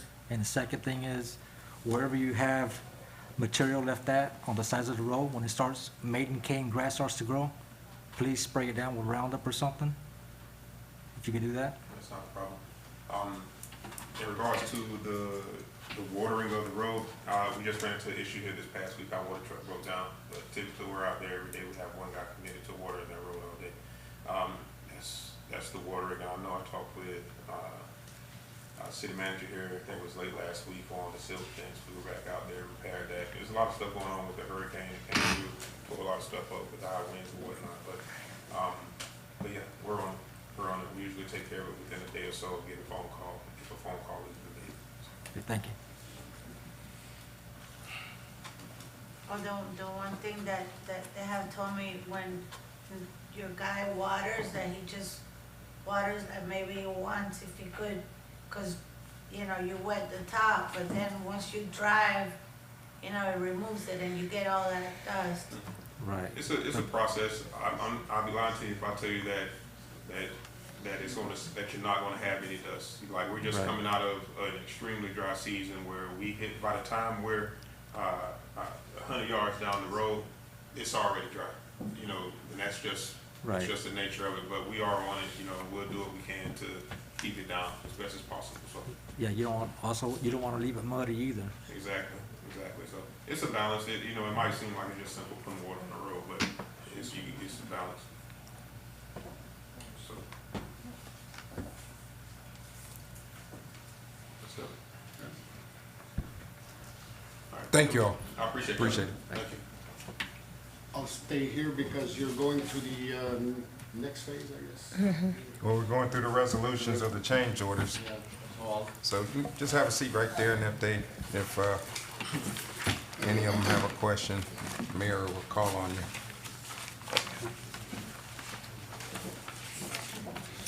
That concludes our our project update, Mayor. Okay. So next item on the agenda is resolution. Our first resolution is Resolution 2022-44, City Attorney. A resolution of the City Commission of the City of Pahokee, Florida, for approval of change order number 9 to Resolution 2021-02 pertaining to the Florida Department of Transportation FDOT Contract G-1753 FM 44203 0-01-54-1 Barfield Highway Reconstruction Project as set forth in Exhibit A, providing for an effective date. Thank you, City Attorney. City Manager, could you briefly explain that resolution? Yes. Barfield Highway change order number 9. This change order is for Barfield Highway reconstruction. The change order is for compensation to Rosso Site Development for the additional water pumping efforts related to the dewatering of the Pelican Canal. Rosso is entitled to $45,948.92 to provide an additional pump for the canal bypass pumping system and cross-section survey. Budget impact, $45,948.92 is concurrency is granted by FDOT for this funding. There are no additional days allotted for this change. Staff recommends approval of change order number 9.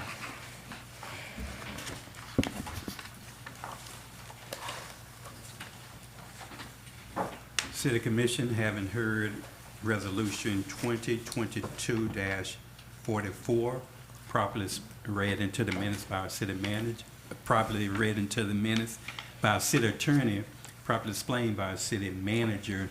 What is your pleasure? Mayor Bev, I move to accept Resolution 2022-44, the change order number 9. Second. It has been moved by Commissioner Bolden and properly seconded by Vice Mayor Mervin for the adoption of Resolution 2022-44. Call for questions. I have a question. Yeah. Commissioner Gonzalez. So the project for the Barfield Highways amount for $3,891,9663, and we're adding an additional $45,948.92. We're over $100,000 in change to work with. Oh, God, here we go again. Yes.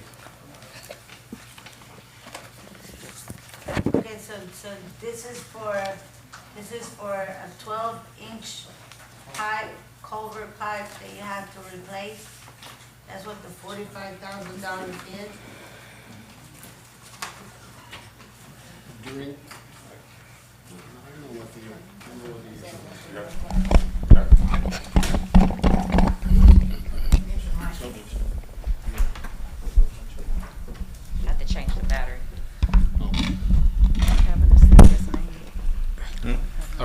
So, Robert, can you say your name into the record? my name is Robert Odette with Momentum CI.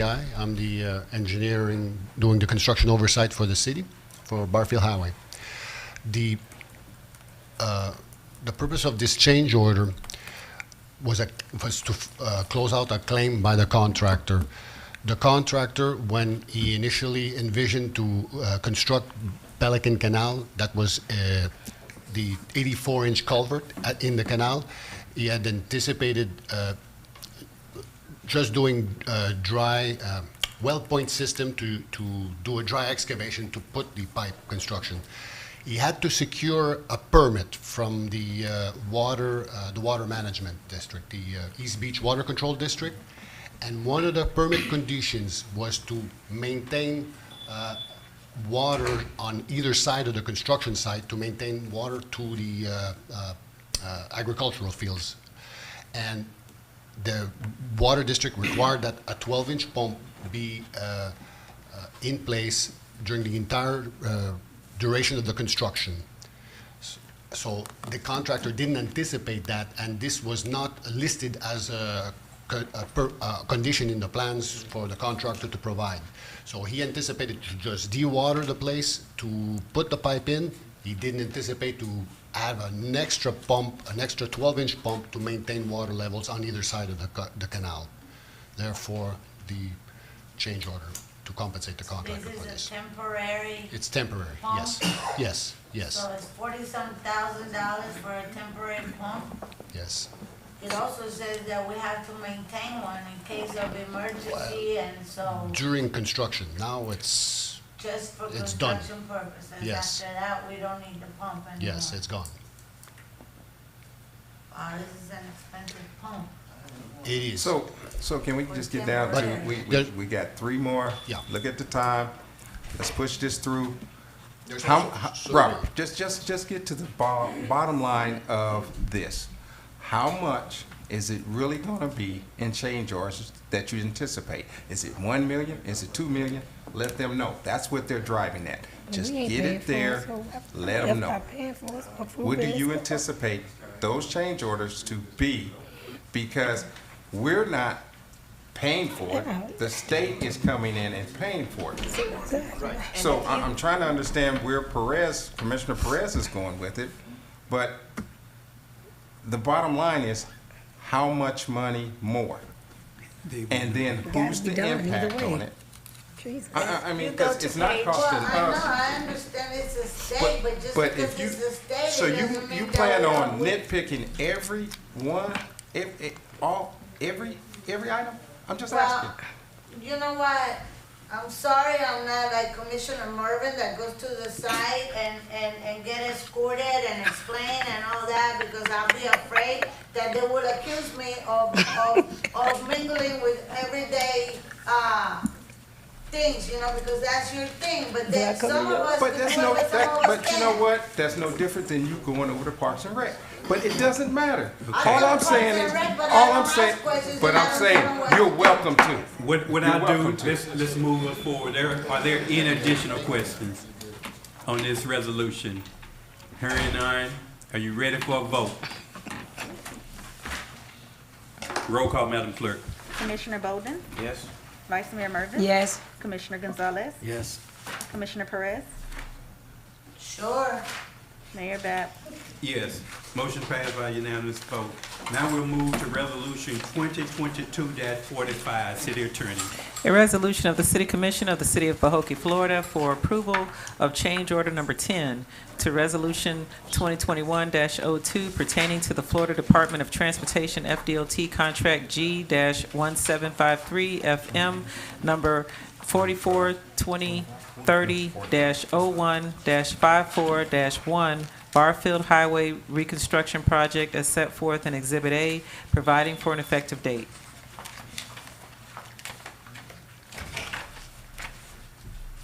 City Manager, could you give us a brief explanation of Resolution 2022-45? And just for clarification, should this be Barfield? Barfield. Barfield, okay. Yes, sir. It is Barfield. Barfield, change order number 10. This change order is for Barfield Highway reconstruction.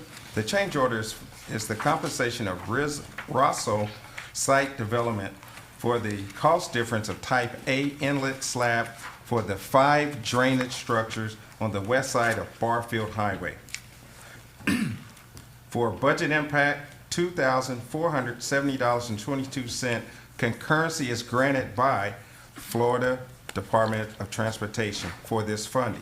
There's no additional days allotted for this change order. Staff recommends approval of change order number 10. City Commission, having heard the proclamation properly read into the minutes by our city attorney, properly explained by our city manager, what is your pleasure? Mayor Bab, I move to accept resolution 2022-45, change order number 10. Second. It has been moved by Commissioner Bolden and properly seconded by Commissioner Gonzalez for the adoption of resolution 2022-45. Call for questions. Don't you dare ask them. You'll be condemned to death, so don't ask the question. Hearing none, are you ready for a vote? Roll call, Madam Clerk.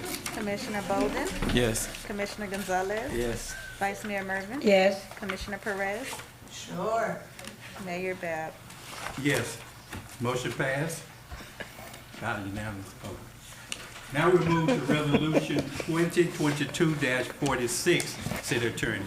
A resolution of the City Commission of the City of Pahokee, Florida, for approval of change order number 11 to resolution 2016-20 pertaining to Palm Beach County's interlocal agreement with the City of Pahokee and Exhibit A of the coordination of road and utility construction for Barfield Highway reconstruction project as set forth in Exhibit A, providing for an effective date. Thank you, City Attorney. City Manager, could you give us a brief explanation of resolution 2022-46? Yes, sir. On page 78, the city's rebuttal is Barfield Highway change order number 11. This change is for the Barfield Highway reconstruction. The change order is for compensation to Rosso site development for the installation of 2 line stops. Budget impact, $19,145.60.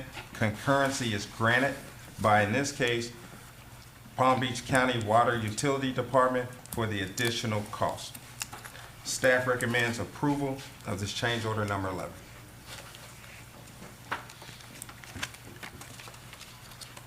Thank you, City Manager. City Commission, having had resolution 2022-46 properly read into the minutes by our city attorney, properly explained by city manager, what is your pleasure?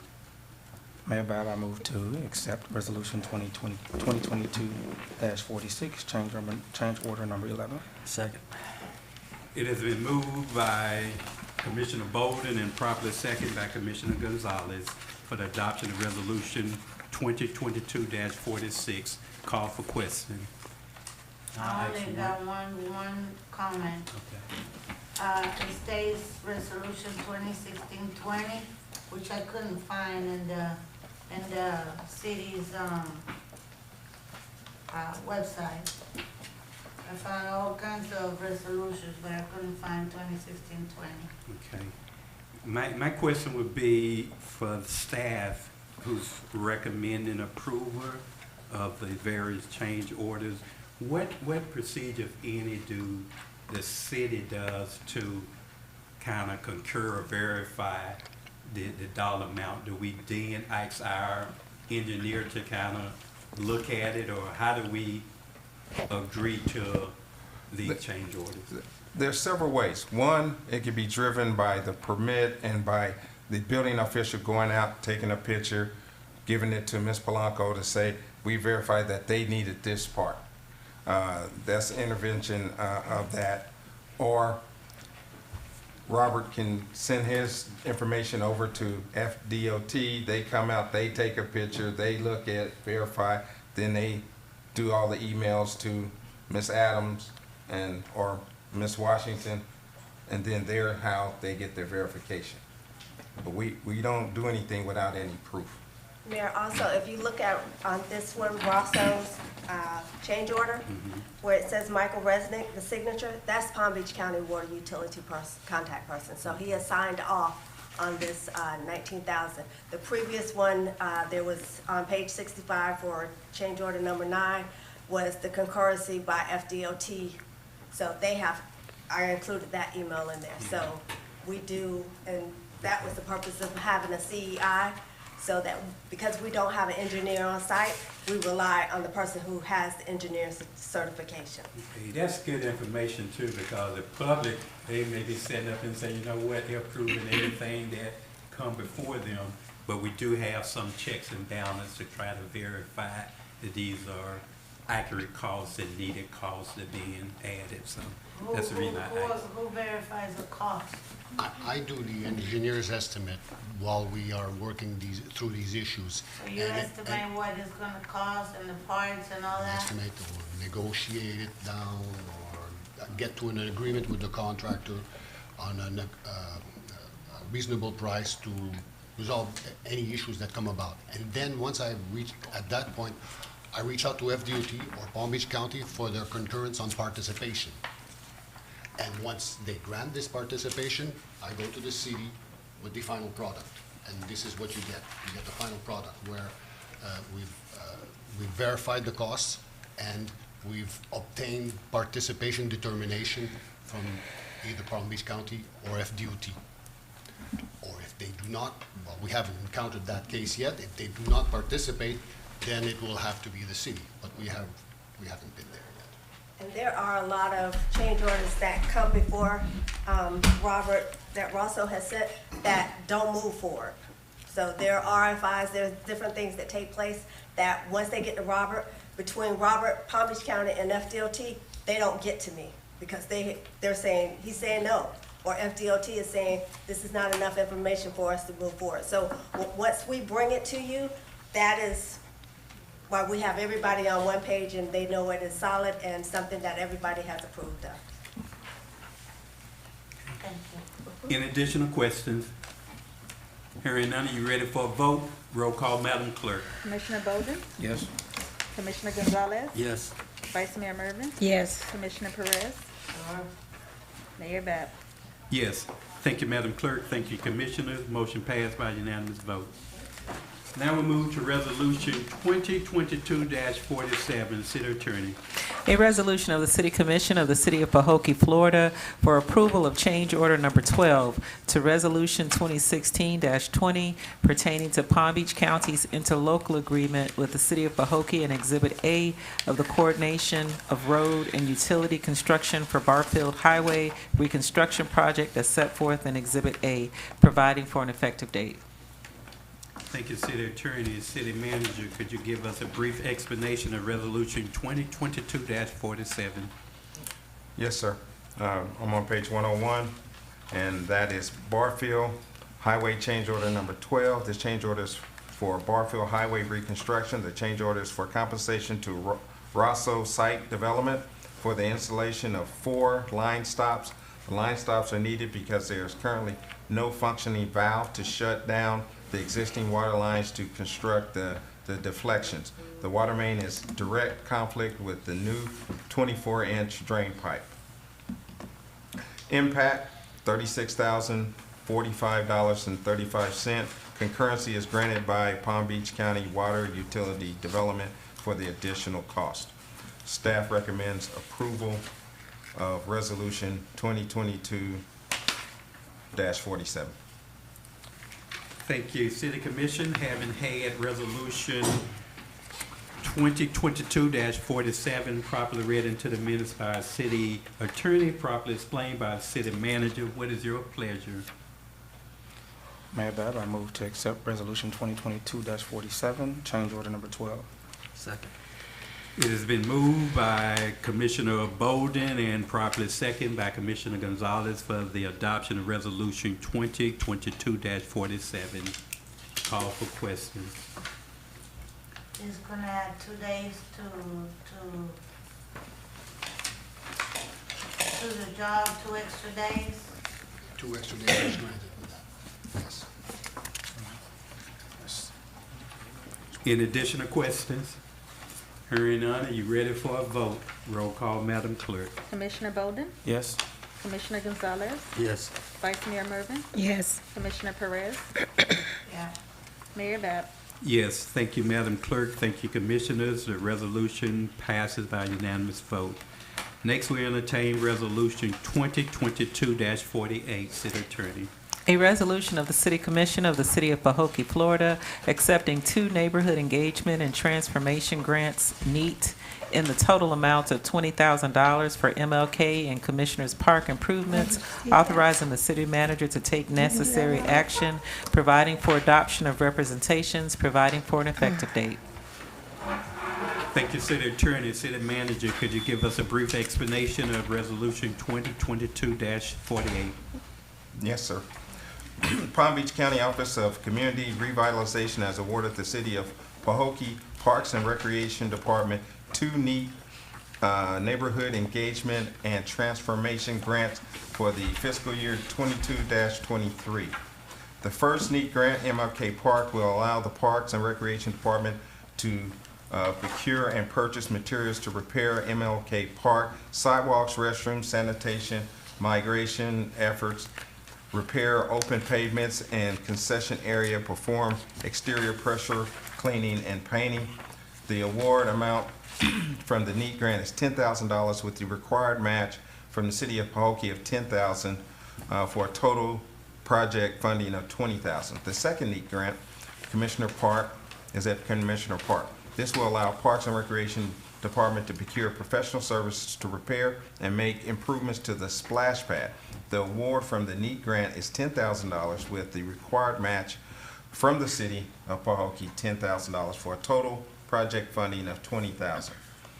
The total impact of this is $20,000 with the match needed from the City of Pahokee as required to fulfill the terms of the NEAT grant. City Department, Parks and Rec recommends approval of this resolution 2022-48. Thank you, City Manager. City Commissioners, having had Resolution 2022-48 properly read into the minutes by our City Attorney, properly explained by our City Manager, what is your pleasure?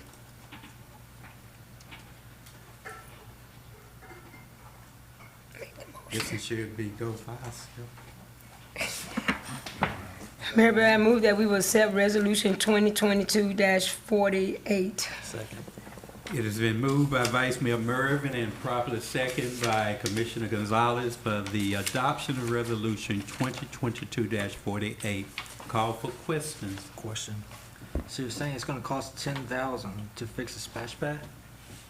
No, That's not what he that's just a said. Band-Aid, That's what? a Band-Aid approach. I mean, is it gonna be up and running for the kids? No. That's not what So he said. the 10,000 is to fix certain amenities that are associated with the splash pad. So i.e. pressure cleaning, 20,000. fixtures and things No, of that 10 nature. for The that match particular amount item. is 20,000. Yeah, The grant amount is 10,000. but the whole amount you're gonna spend is 20. The whole amount, yes, is estimated as For 20,000. just the splash. No, pad. that's the two parts. No. Whatever On needs to a- be fixed. On the part that's identified in the grant that we are addressing. So it's not going to fix the entire splash pad. We know that the splash pad will cost over $100,000. We've already estimated that So we're gonna to spend, replace the entire splash pad. We know that.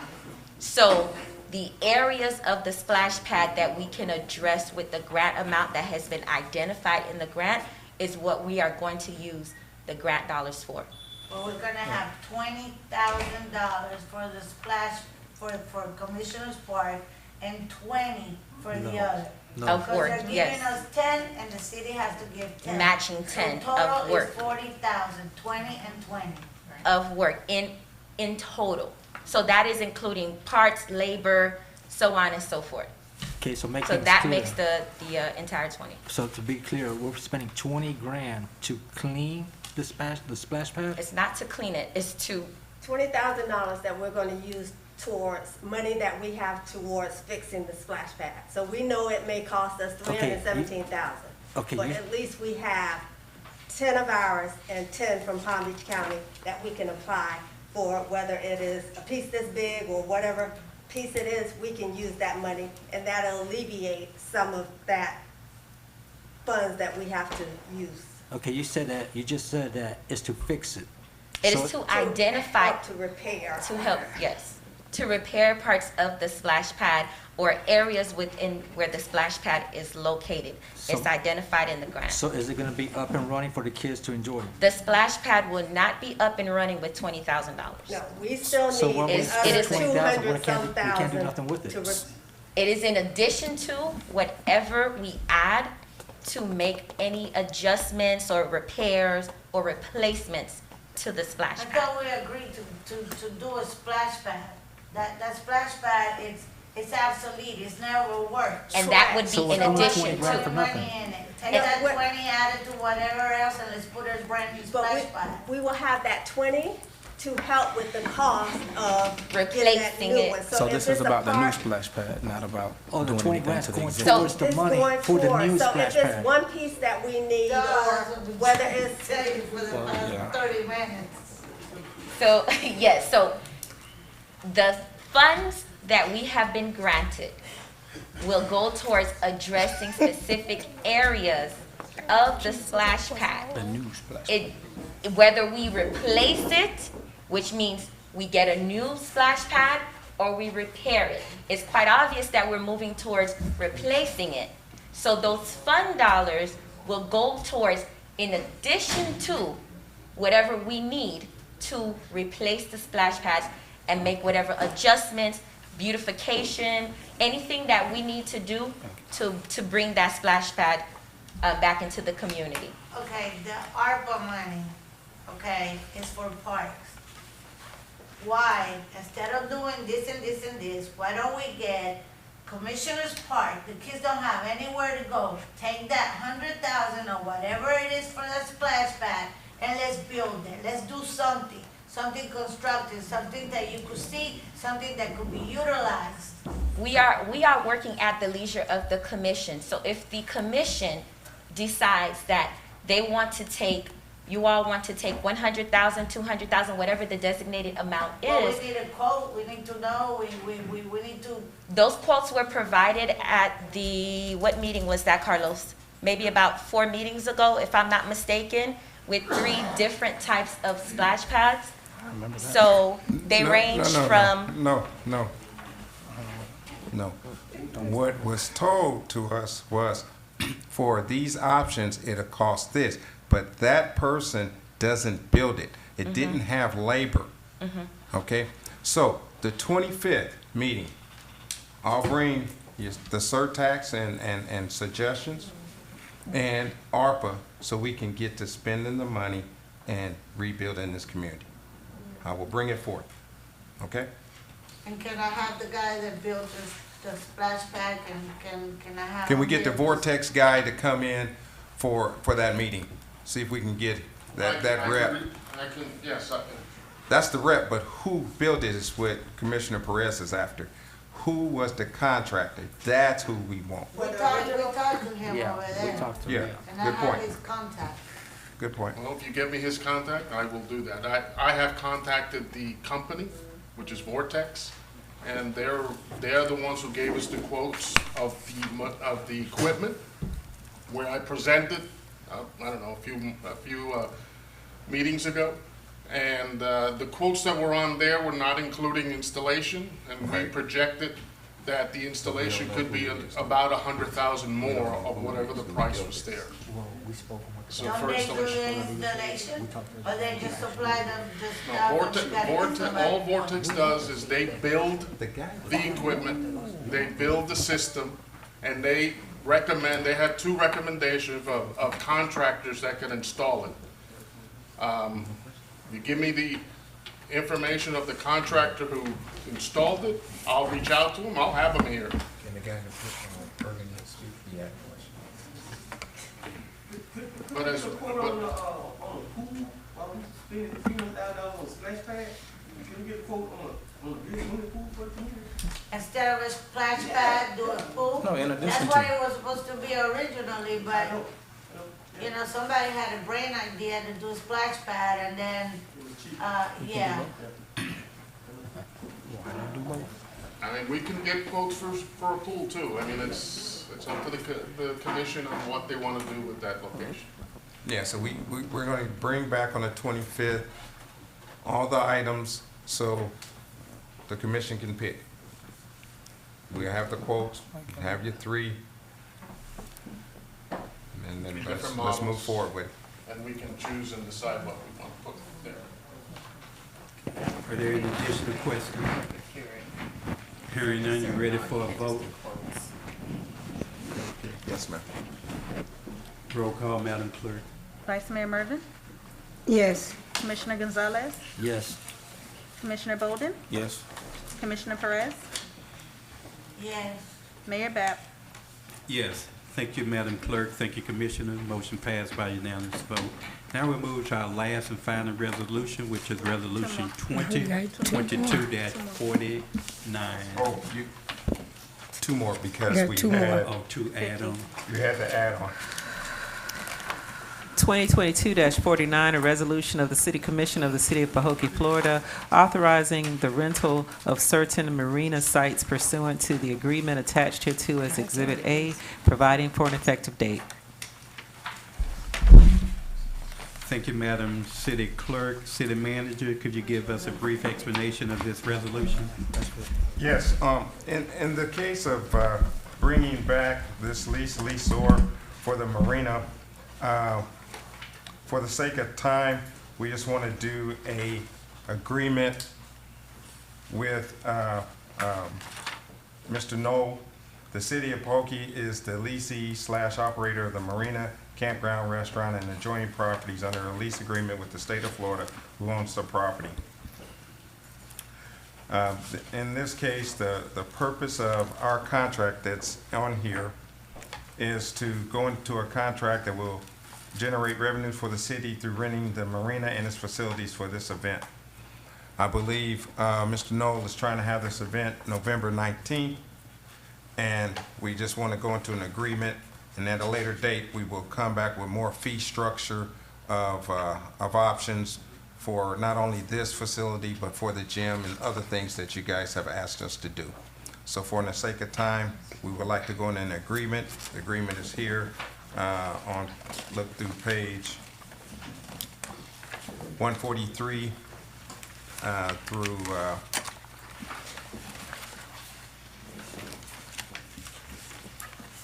150. If you hadn't already looked at it prior to the coming to the meeting. And staff recommends approval of the rental for this resolution 2022-49. Are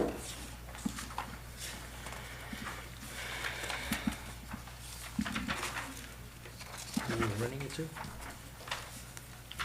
That young man back there? No. What's it say? It's just a general agreement, it's not one with, it's just an agreement. So this, it has to be filled in. This is a general agreement. And in the case of, may I disclose the amount or no? No,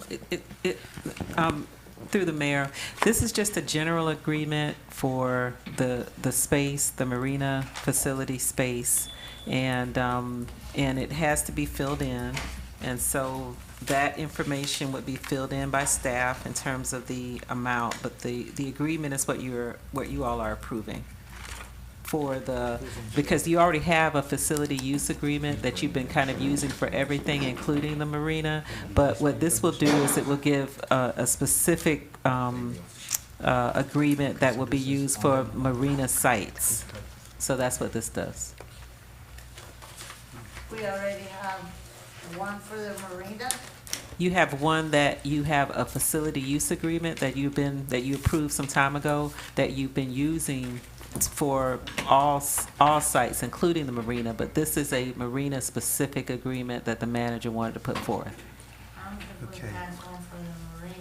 So what we're looking to rent is the marina conference room, the parking lot, and the north end at in this case, at a rate of $3,000, with him responsible for, his company responsible for providing security, providing all the insurance things that you see here, and they being responsible for that. So it includes from the conference room all the way to the end, The north end, yes, all that for 3,000 per day. for for the day.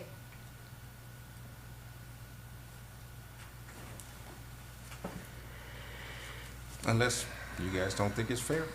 It's No, up to to be it's up honest, to I you. thought it was kind of high, to be honest. That's just my personal view.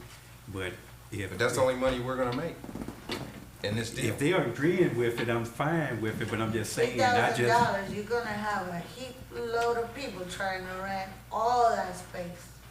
Now, I don't think you're gonna have a whole lot of people that's coming in for 3,000. You got to make that money back. That's gonna be a task. Believe me, whoever could rent that space will make well over 3,000. A day? Okay. Yes. If I could make 10,000 in one night, Okay. they could make well over 3. But, I mean, I'm just saying, for that amount, you're gonna have a lot of people. It's all right, it's just for the city.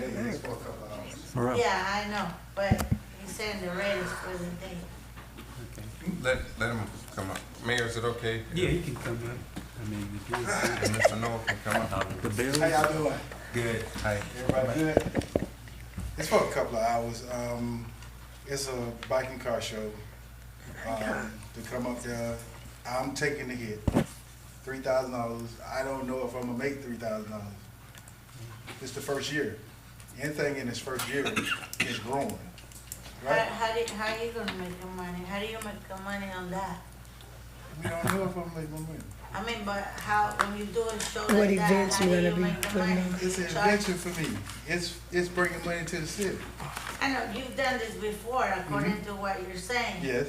Okay, how do you generate revenue when you bring something like this?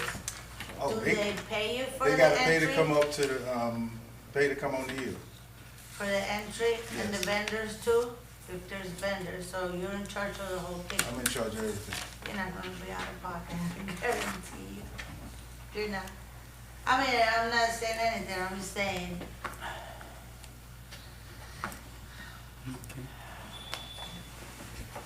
Any additional questions? Hearing none, you ready for a vote? Thank you, Bernadette. We didn't, no one, Roll call, Madam Clerk. there was no motion or second, I didn't hear. Motion and a second. I didn't hear a motion or a second. I think we did, I think I motioned it and did someone nobody second? motioned. No, it wasn't. I'll entertain a motion. A second. guys, you haven't made the motion. That's how quick we wanna get it done. Mayor, that I will, I forgot what I'm supposed to say. Move that we'll accept resolution 2022-49. Second. It has been moved by Vice Mayor Mervin and properly second by Commissioner Bowden for the adoption of Resolution 2022-49. Call for question. Morel, if you need help, you know where to find me. Hearing no additional question, are you ready for a vote? Roll call, Madam Clerk. Vice Mayor Mervin, Yes. Commissioner Bowden, Yes. Commissioner Gonzalez, Oh, yes. Commissioner Perez, Yes. Mayor Bab. Yes. Motion passed by unanimous vote. Now we'll entertain Resolution 2022-50. 50, yes, sir. A resolution of the City Commission of the City of Pahokee, Florida, authorizing and ratifying the lawn care service agreement between Sunjack Lawn MAI, attached hereto is Exhibit A, and further ratifying additional lawn care work performed for Old Pioneer Park Cemetery from July 1, 2022 through July 31st, 2022, providing for an effective date. Thank you, City Attorney. City Manager, could you give us a brief explanation of Resolution 2022-50? Yes, sir. The city of Pahokee was in need of lawn care service from July 1st through October 31st on an emergency basis due to city staffing and equipment shortage and immediate need for work to be performed. The city manager approved emergency work needed for lawn care services and is now seeking ratification from the city commission for the services and costs. Staff recommends approval of Resolution 2022-50. City Commission, having had Resolution 2022-50 properly read into the minutes by our city attorney and properly explained by our city manager, what is your pleasure? Mayor Bear, I move that we would accept Resolution 2022-50. Second. It has been moved by Vice Mayor Mervin and properly seconded by Commissioner Gonzalez for the adoption of Resolution 2022-50. Call for question. Yep. Commissioner Perez. Okay, so we're doing 1,500 plus 2,400 plus 3,000 plus 1,200 plus 1,600 plus 6,000 plus 1,200. Are we adding all this? What was the total? So for the July cleaning for 4 parks is $8,100.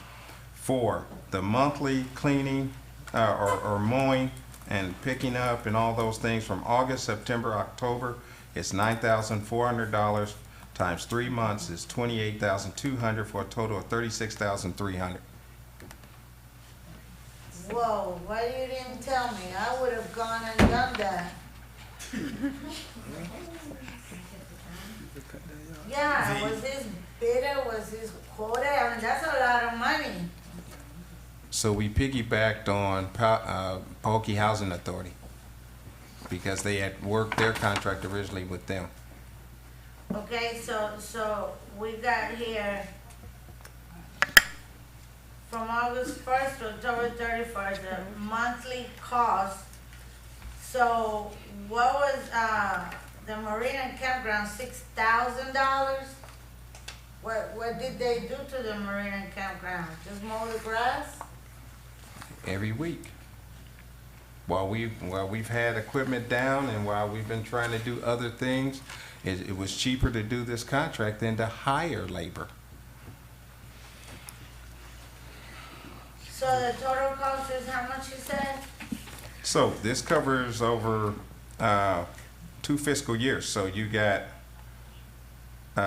July, August, September, and then going into October, the $9,400 for this year's budget. So what was the total cost altogether of the? $36,300. Okay. And my question would be, I know there was an emergency basis, and I may have to direct this to the city attorney. Does the city manager at this point had authorization to authorize this contract? I thought ours cap on emergency was 10,000, and I may be wrong. Just want clarification. Well, one of the things that on an emergency basis, the manager does have certain authority. I'd have to look at that, the cap, but it is not uncommon for managers to, after doing some due diligence on determining what the costs are and getting quotes and things like that, for a manager to do that. Now, in this case, I just want to correct the record. It wasn't a piggyback. However, if there had been a piggyback, that is something that would be allowable under your code, right? So in this case, what the manager is saying is that, he did some due diligence with looking at the Pahokee Housing Authority to see that something had been done and some quotes had been given. And I think he tried to, I'm assuming, mirror that with what he thought were comparable sizes for lots, and I'm assuming some analysis was done with that. Now, I can't speak to that. He'll have to tell you more about that. But to go to your specific question, I can give you that answer in just a moment. As to a cap, I did not see it when I looked at emerging. It may be in a different part of the code. I'll look at that right now. I did not see that as a cap under your code, but generally speaking, you will see if it's an emergency, managers will take action to try to address situations that's ratified later by the commission. And my second and last question would be to the city manager, and this is just for open transparency. What were your definition of an emergency for this particular contract? So at the time, we hadn't purchased the lawnmowers. All our lawnmowers were down. We had nothing. We had a lot of funerals going on up at the cemetery. We had pandemonium. So, and then we had overgrowth, substantial overgrowth that from years of not cutting things back, all those things. So, and then anticipating people coming up to soon to partake in the restaurant. You have the image to uphold. You have security and well-being. We had overgrowth. All that had to be addressed.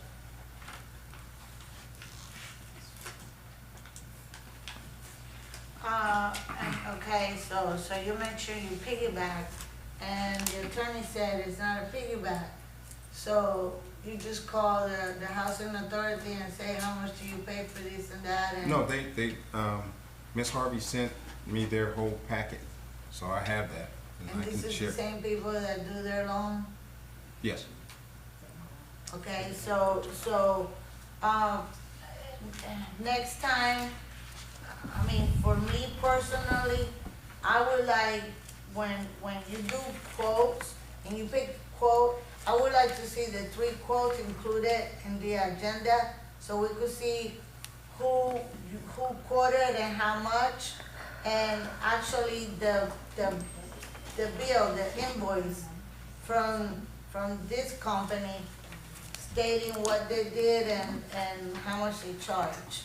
Okay. And then I have the emails and all the backup that was provided from the housing authority of how they did their process to choose Sunjack, a Pahokee-owned company.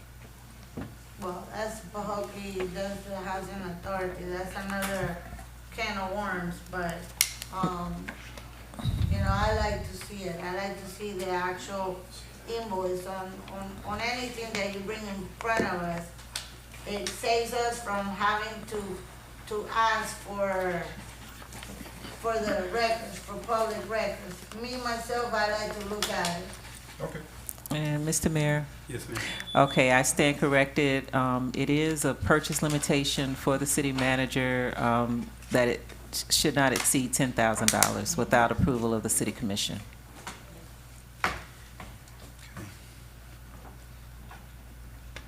As I thought it was a cap, so that answered the question. We're gonna move as far as this resolution, if this is gonna be the desire of the city commission, but we do need to address at some point, you know, future expenditure, even an emergency, even if we have to call an emergency meeting to get authorization, proper authorization from the city commission as a whole before spending anything over 10,000. We understand an emergency happened, but this may have been something that we could have been included in a meeting and properly approved.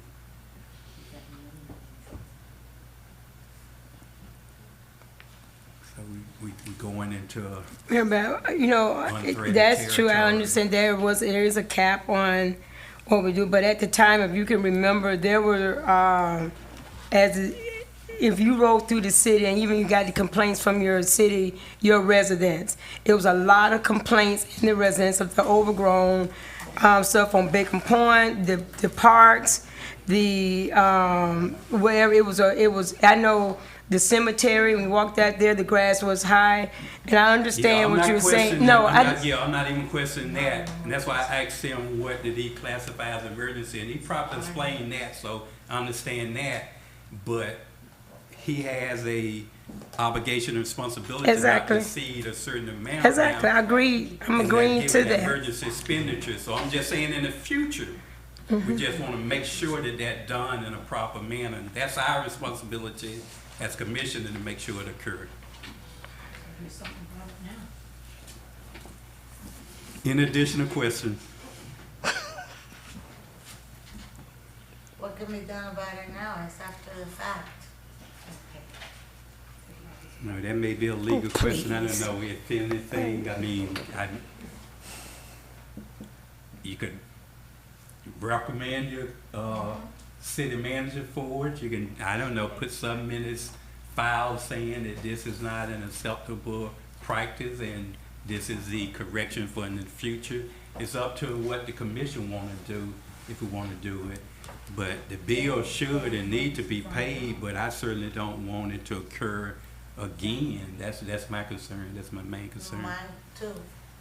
If we're gonna run the city, we're gonna run it like the way it's supposed to be run, not the way that it's been run.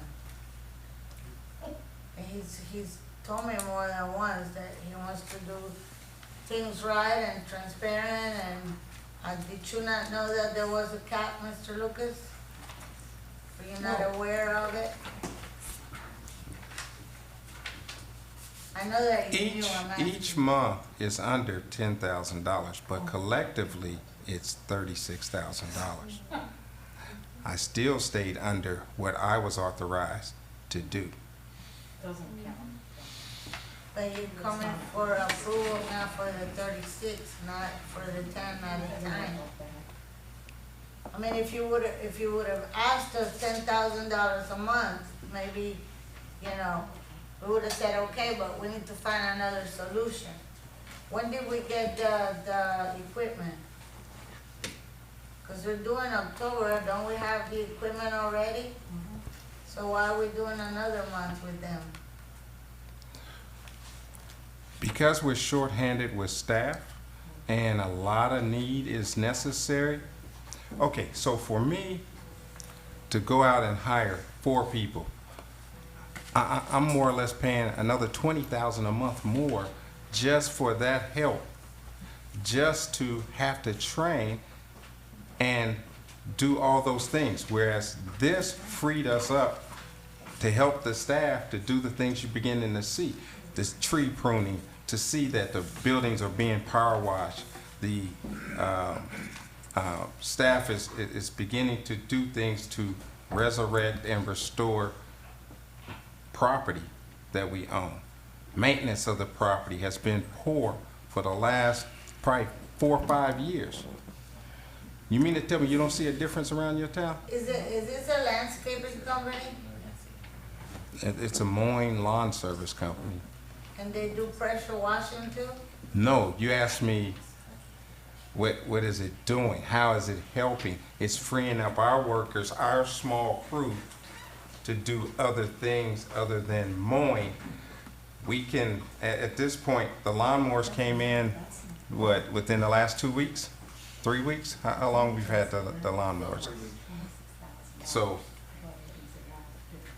and then we were getting heavy complaints, if you recall, about no lighting on the pier. Now we got scissor lifts, we went, now you got lighting on most of your pier.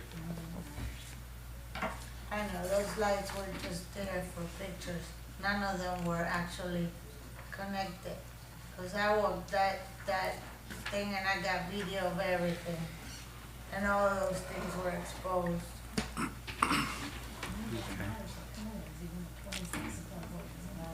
Any additional questions? Hearing none, we'll take a vote. Roll call, Madam Clerk. Vice Mayor Mervin, Yes. Commissioner Gonzalez, Yes. Commissioner Bolden, Yes. Commissioner Perez, No. Mayor Bab. Yes, motion passed by a 4-1 vote. And this won't stop anyone in the commission from making a motion at some point for some corrective action if that's necessary, if you feel that's what needs to be done. We're going to move to our next item on our agenda, which is Resolution 2022-51. What is that? No. You said we had 2 resolutions. So I just- 49 and 50. That's it, that's the last No, one. 49 and 50, yeah, 49 and 50 were the last two. Okay. Thank you, Jesus. I would like to say, from now on, I would like the agenda to be, ready before Friday, the Friday before the meeting. I cannot keep getting you know, agendas. I mean, Saturday and Sunday is not considered part of the workday for any governmental agency, so don't expect us to take Saturday and Sunday to go over 100 pages so that we could come and make an educated vote on Tuesday. I would like to have time so I could look at it, I could study it, I could research, because there's a lot of information in these papers that most of us are not even reading through it or trying to follow up. So, I mean, I like to dissect it and look at it, and whatever is referenced, go back, look at it, compare it. So, please, I like to have it before Friday. Okay. Can we be? We're gonna move on with the agenda here. We don't have any new business. We talked about the events earlier in the report, so we'll move to the mayor's report. Can I speak briefly? There are people that had plans this morning that didn't wake up last night. So if you're alive, we need to thank God for it. The Glades community unemployment rate dropped below the previous estimated according to the U.S. Census statistics. The latest 5-year estimates are for 2016 to 2020. South Bay placed it the lowest unemployment among the 3 Glades communities. South Bay was at 10.7%, followed by Belle Glade at 13.3%, and Pahokee, which had the highest unemployment rate of the 3 cities, at 23.8%. This is a improvement from the last estimates in 2011 to 2015, which South Bay ranked it at 17.3% unemployment. Belle Glade had 18.1% unemployment, and Pahokee had 34.2% unemployment. And I just bring that up to show that there are some progress in the unemployment of the Glades community. However, Pahokee is still and maintain the highest unemployment, and it's no reflection on the current administration, because the current administration is new. However, it does emphasize the need when we are able to hire local. That would help decrease our unemployment. We're not giving folks jobs that don't qualify, or jobs that's not needed, but when we do have vacancy, the emphasis from this commission, certainly from the mayor, would always be, as much as possible, is to hire locally. I'd just like to ask this community to continue to pray for the mother of Johnny and their family. You can see the grief on her face and the concern that they ask the commission and the city for help. And I know that we're doing all we can and we'll continue to do that, but I just wanted to say that and to say to the community, if you know something, say something, and it can be done anonymously without you having to show who you are.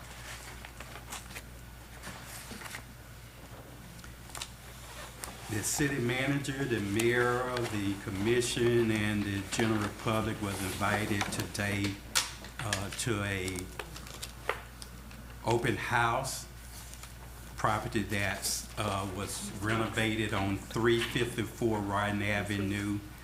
There's 22 units for rent now. I think the property manager and owner did a great job in renovating that property. They have met the requirement of their parking. They built a parking lot also adjacent to the property, and we was able to go in and see the property. I thank the Palm Beach County Sheriff Office for being there. They have been very supportive on all the function and events the city have asked them to participate and be part of. The rent for those particular units is approximately $750, and there is a $50 background check you have to complete with an application, and there is a first and last security deposit. I think the total amount to move in is approximately $2,000 to move in.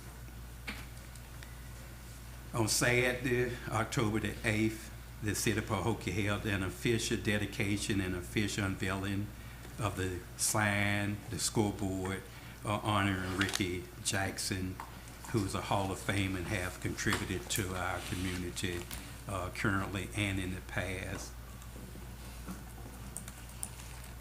Also on Friday attended Reverend Arthur Evans and his wife Esther Evans 70th anniversary, their wedding anniversary. He has property in the city of Pahokee, does a lot for our community, and I just attended his event representing the city of Pahokee. And I think that will conclude my report. Yeah. And now we'll move to the city manager report.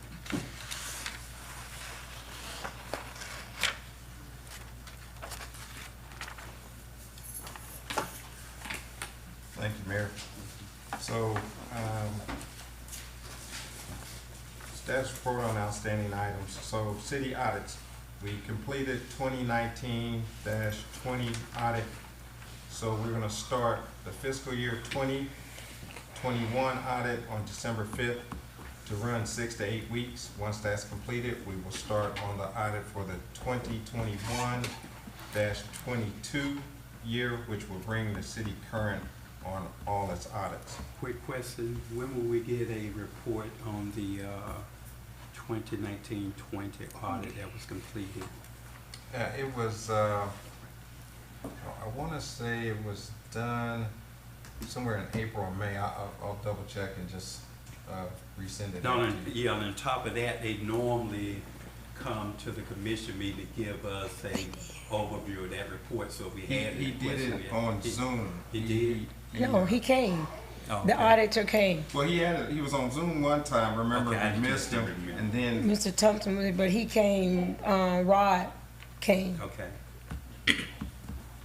when he come in April? Yeah, he was here. He had to reschedule and then he came back. Right, that's what I thought.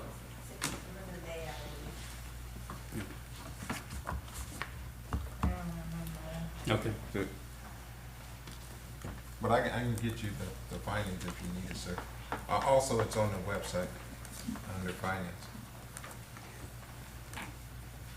Still got the ongoing Inspector General audit for accounts payable, expenditures, and cash disbursements from October 1/17 all the way to present. Still ongoing. On FDEP at Marina and Campground, it's ongoing. Our permit, our lease is up May 13th of 2023. Also, we gotta put together our numbers for what it's gonna cost and do a proper RFP to address our problems with the marina, with the docks in particular.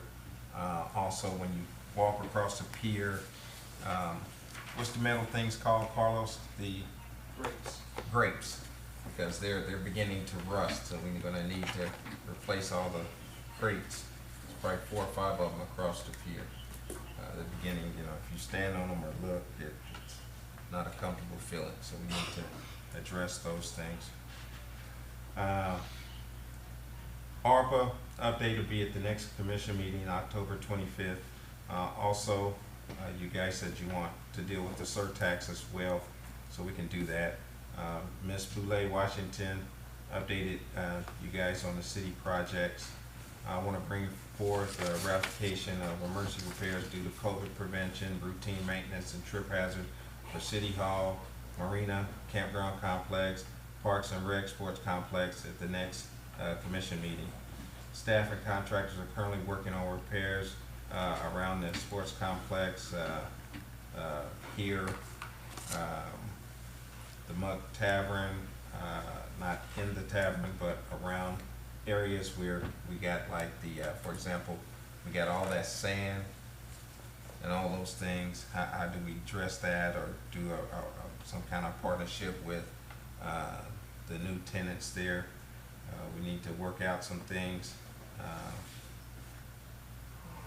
Also, we like to, we're working on bringing back the lease agreement with Everglade Prep. So the thing there is, in getting all of your input, instead of going 2037, you guys would prefer as a collective group to reduce it down to 2030. And then I'm just working on variations of the rental, because we want to raise it up from the 25 and then at some point increase again by the time the lease matures. So through the manager, I just want to, just on that issue of the 2030, is that the consensus of the body, that's what you all would like to see in terms of the extent of the lease, so that he's not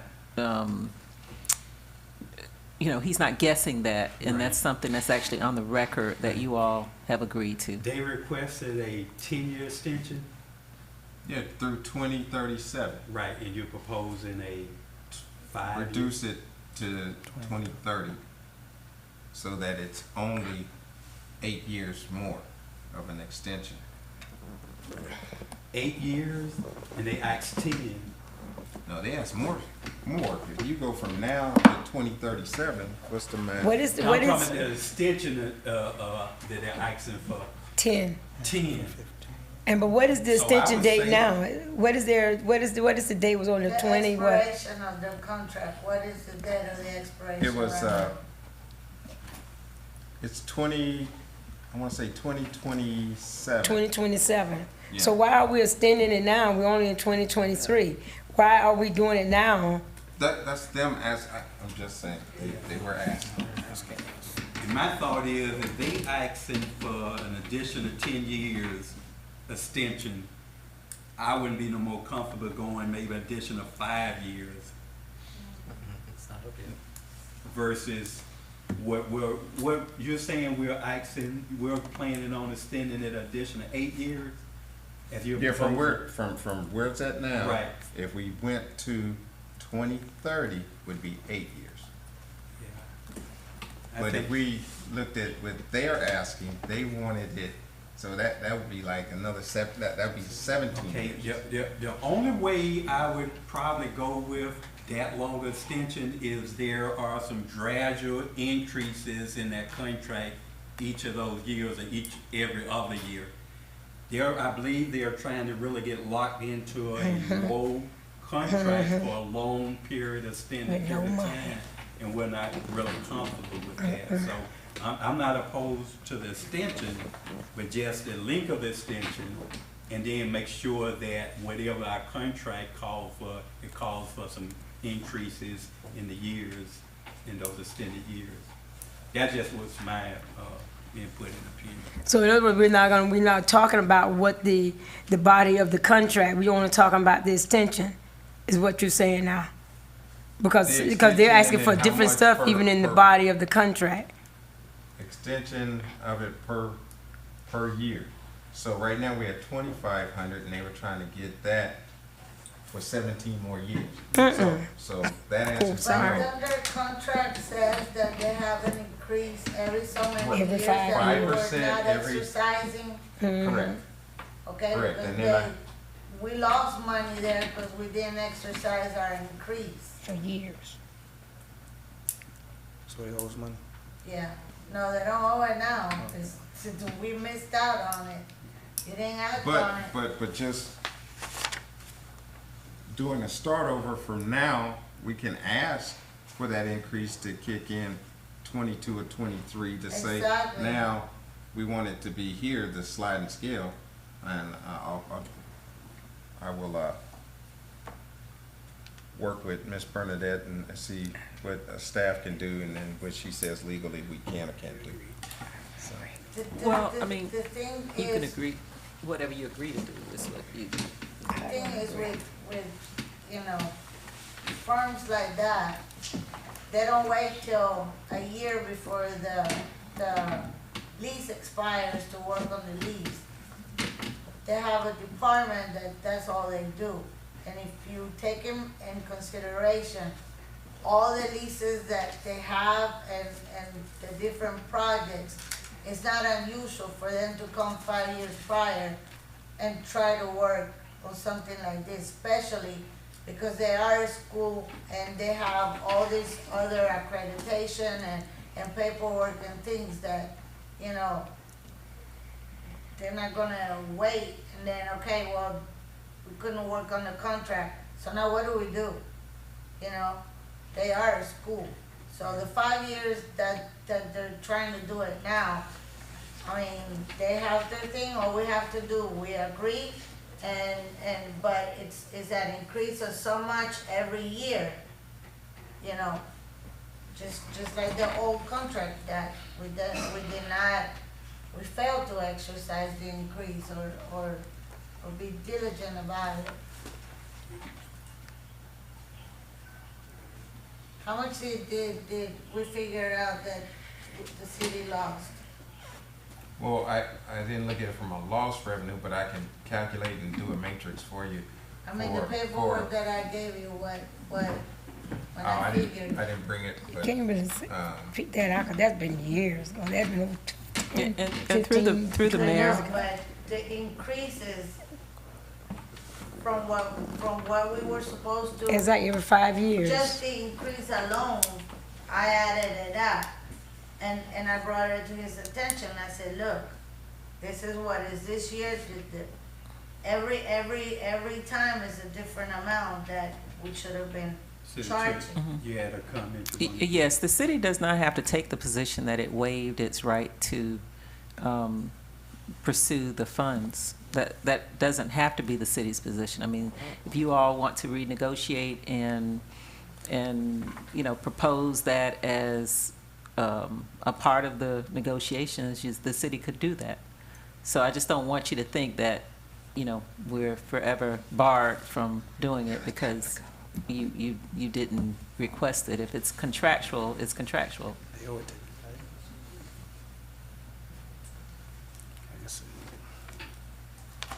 Put that as part of the extension. And so the not to exceed number is not to exceed 2030, right? As long as we're getting a gradual increase, I have no problem with it. Because right now, they're good through 27. So 27 and 10 more years at an addition, you know. I think it's still too early.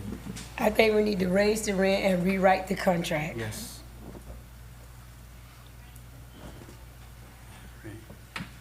So the question, not to belabor or belong the topic, but I'm glad we're having the conversation because when we talk about it, it kind of means nothing unless we know what you all have in mind. So if 2030 was a consensus with raising the amount, I guess the next question would be, what would that look like? You know, what is that amount? Is it the, you know, is it going up to some, you know, is it going to 5,000? Is it going to, you know, what is it? And in addition to clawing back the money that would have been owed, what would that amount be going forward? So that's, you know, that's a question for you all. And one of the things they were also seeking was to get rid of the maintenance agreement. And I think you discussed at the last meeting you didn't want to do that as a it sounds like as a consensus, you wanted to have them maintain, some type of insurance for a maintenance of, the appliances and things like that, which I think you want to continue doing that. The other issues that were in the contract were issues about how much you would split, like roof repair, for instance. So that was one of the things that I recall was in the contract, and I think the manager was looking at maybe a 60-40 split. I mean, is that something you all would want to do? Other things that were in the contract were what would you do for the other appliances if you didn't have a maintenance agreement? So I think again, it was the consensus was you want there to be a maintenance agreement. The only other thing the manager was going to look at was to see whether, in terms of the air conditioning, whether that is normally something that can be covered by a maintenance type of agreement. So I think his staff is looking into that, in terms of whether an AC would be on that maintenance requirement, or whether a regular company, that the companies that do that type of work exclude air conditioning systems. And if they do exclude it, then what percentage would that be? Would that look like something like the roof agreement, a 60-40 split, or some other? So these are the things that were raised in the agreement. Now, of course, if you all want to totally rewrite it, we can revamp it. We can do something completely different, which, that's in the will of the commission. But I think, and maybe you can workshop it. Maybe it's it's not enough time tonight. I just want a fair agreement and not one that will push them out of this location. Unless we got people lining up, we know we can get them in here and rent out the space. It's a school that does provide a service to our community.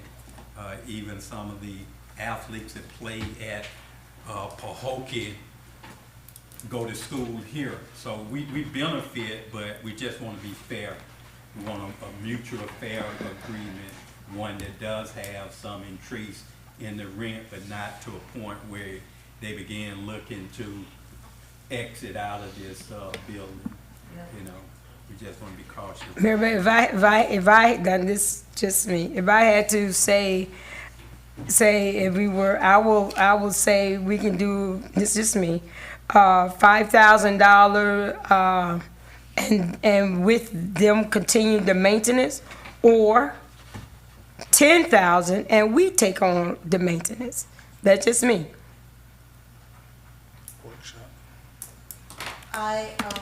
As far as splitting this thing, if you're letting them provide the liability insurance, if any damage happens to the roof and they have that covered, they will take care of the roof. That 60-40 stuff, that's, you got a lot of things to do to worry about, okay, what's your 60%, what's my 40%? I mean, usually it doesn't work that way. At least you do it, okay, you take care of anything that happens to the equipment, it's your responsibility. Anything that happens to the AC, it's your responsibility. We want this much for rent with an increase of so much every so often for so many years.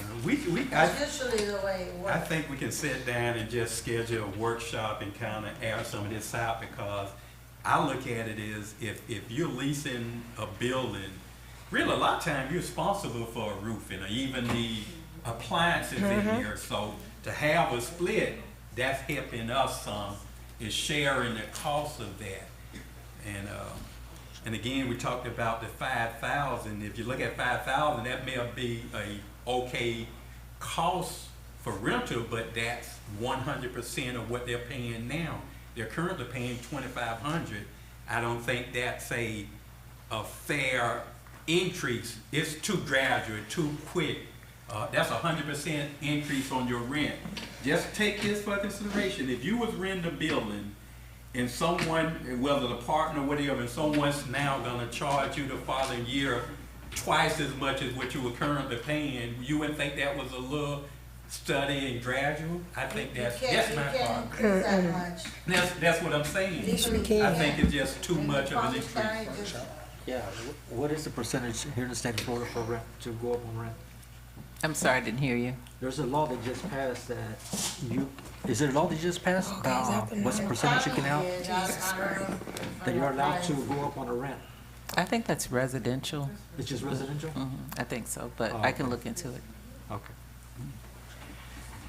All right, let's schedule at some point a workshop as soon as we can to kind of help give some more guidance to how we want the contract done. All right, and then November 8th is Election Day, so we need to look at moving our meeting either Monday, November 7th, or Wednesday, November 9th, or canceling the meeting.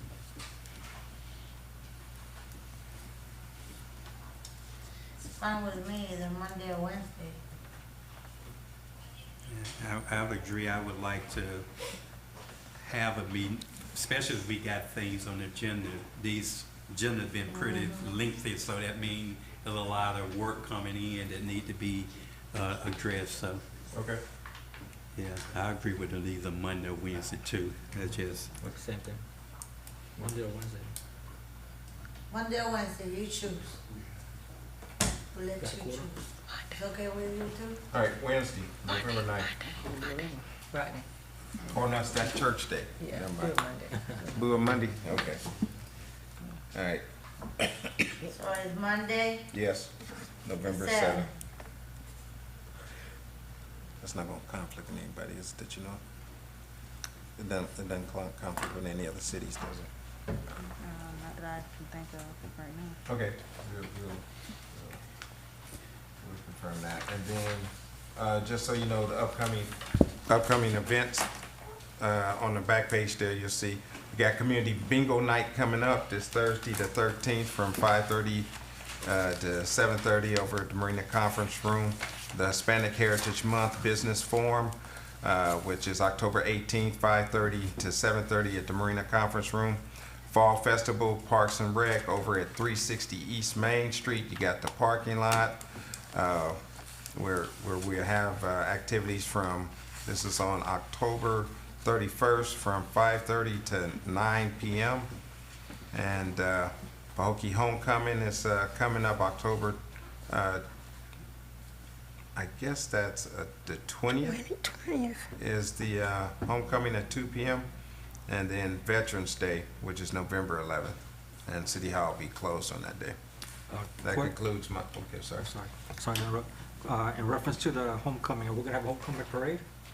Yes, you guys approved the resolution to allow, and then we sent the paperwork back over to the high school. Okay. So I guess I'll just have to check on if they got their stuff approved by the state, because it goes on East Main, right? Isn't that considered the state part of the road? I haven't seen the parade route. okay. Two quick questions. Yes, sir. Status of the hiring of a financial director, where we at on that, and who's helping with the audit? Are we giving Susan additional hours? Is it costing us a little more than what we was originally paying her? What's happening there? So Susan is helping us. She provided an accountant who's getting us caught up on our books from bank reconciliation, credit card reconciliation, all the things that we've been behind. We just completed all the reconciliations for the 2021 fiscal year all the way up to this fiscal year. So again, what's the status on the finance director? Are we looking to hire, are we Yes, advertising where we are on that? So on that, I would like to, that and the HR, I need to get our descriptions over to the Florida City County Manager Association the National Forum for Black Public Administrators, and the ICMA. Okay. And lastly, the grant writer that we all kind of thought was an important position we wanted to try to secure this year for the upcoming fiscal year, which I believe is already budgeted, but I'm asking where we are in the progress with that. Have we interviewed, or we plan on interviewing, or that's a position you? We have, we gotten 3 applications in, and we had a writing sample. So of the 3 applicants, only one of them successfully completed that. So I was gonna re-advertise it back out there for the grant writer, because we need a person to be able to bring us in, generate dollars. I have a question. So we haven't had no applicants for any other positions? We've had one for HR director, and we had for the finance director, there was like 3 before I got here, and since we've advertised in the Post and some other paper, but I haven't done the professional things at this time. Same way with the grant writer, I haven't put it out. We did it on Indeed, we did it Is there a in the way? paper. Do you have it online where they could fill it out? Yes, and ma'am. attach- It is on the and website. attach- Wait, but they could fill out the application online, attach with the PDF, the resume, and send it in? You have the ability to apply for the position online. As far as verifying that, I have to go and look and see myself on how that works. I haven't done that. And also, there's no email on the application to submit the application back in.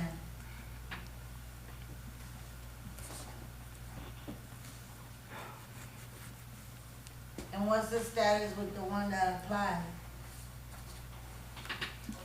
The one for the HR, we have interviewed.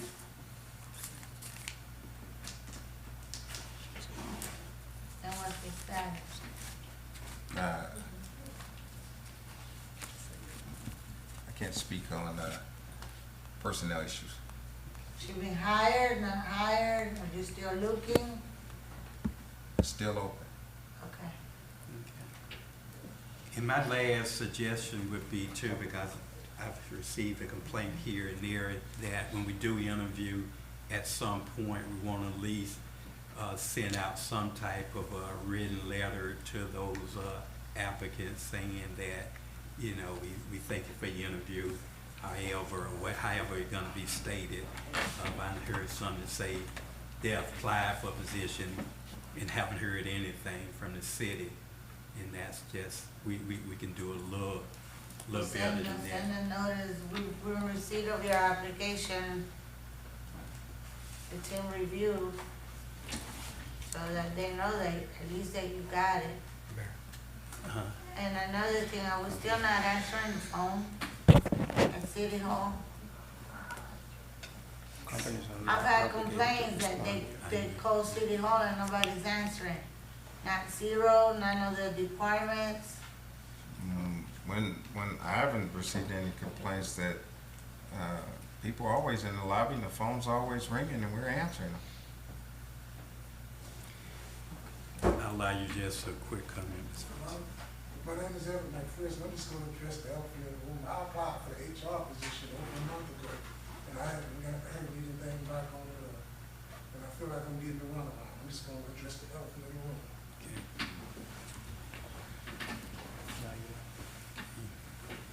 And not so much that particular case, but I'm hearing something like that. So if we can just give some communication to those individuals to help. We're going to move now to the city. I have 30 years of experience, 20 of those are in management type positions.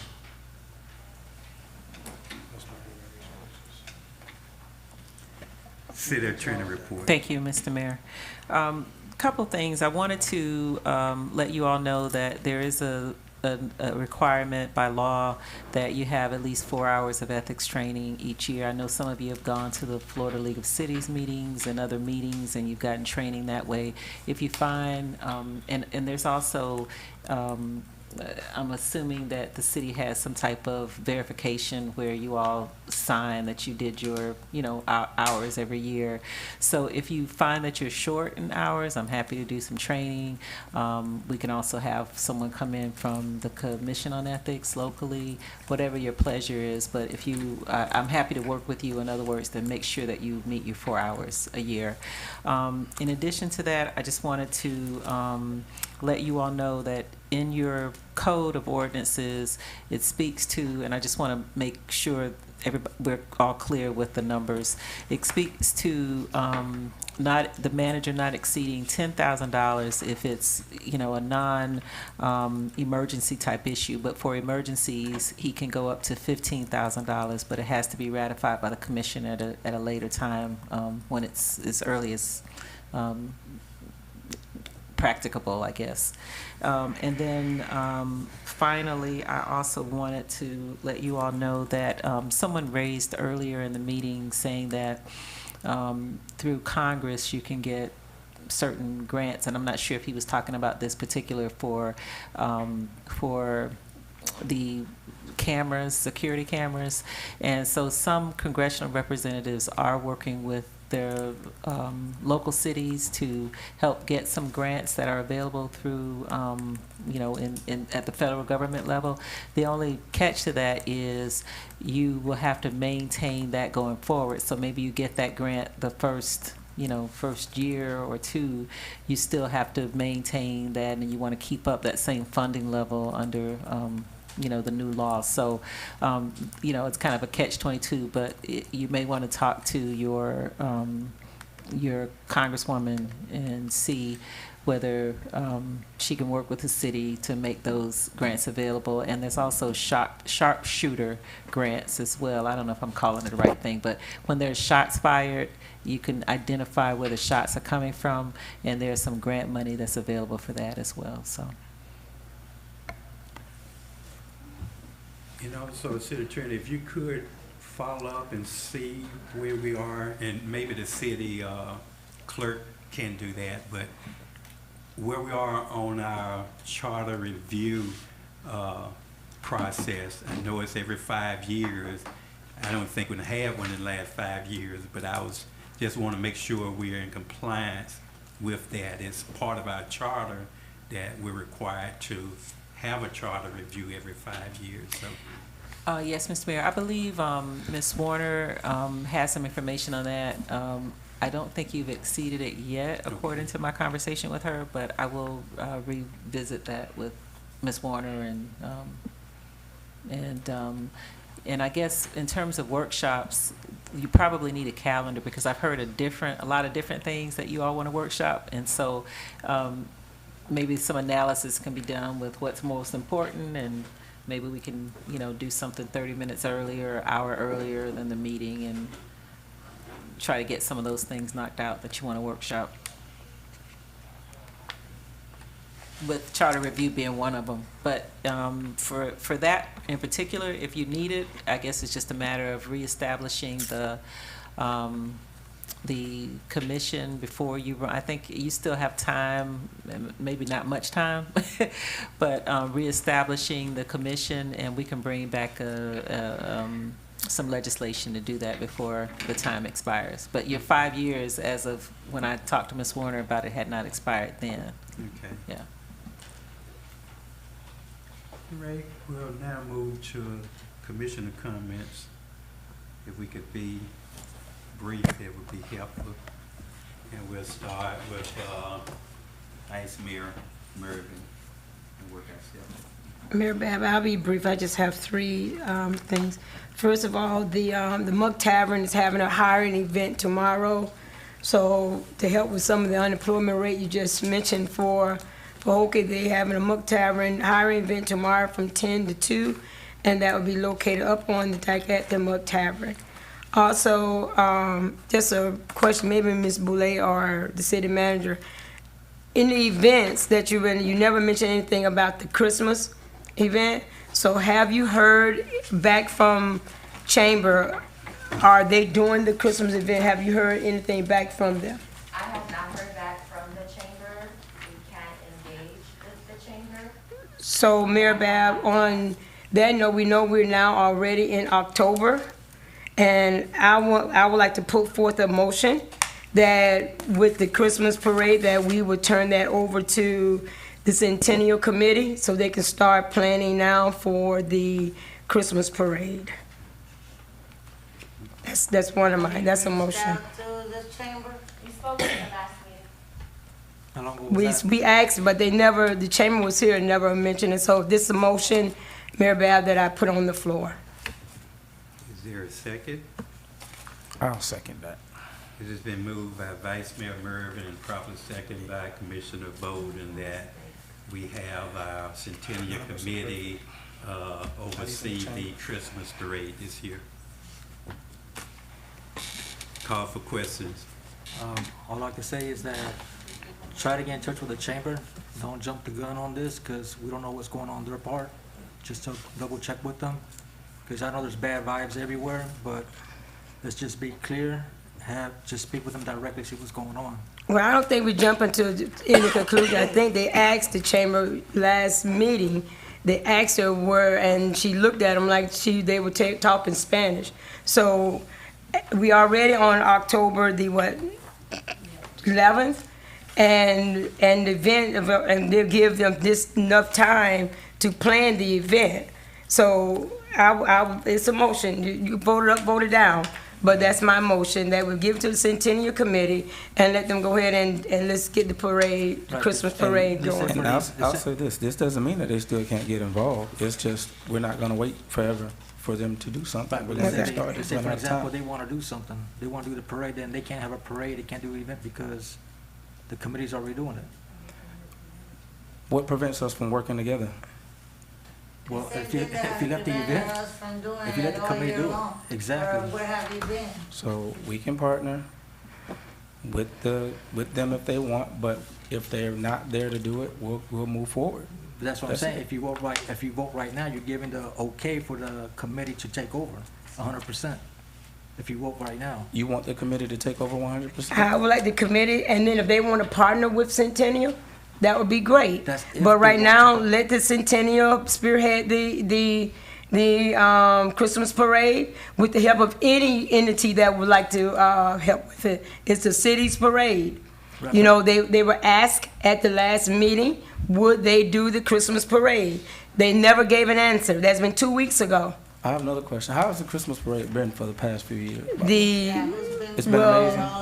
Well, the last Christmas parade wasn't really a Christmas parade. What, did we have the floats and all? There was very limited amount. That's the one that they had the commission in the back of the parade and all this. It was a lot of. What about the one before that? The year before that, was it? The year before that one was decent. Was decent.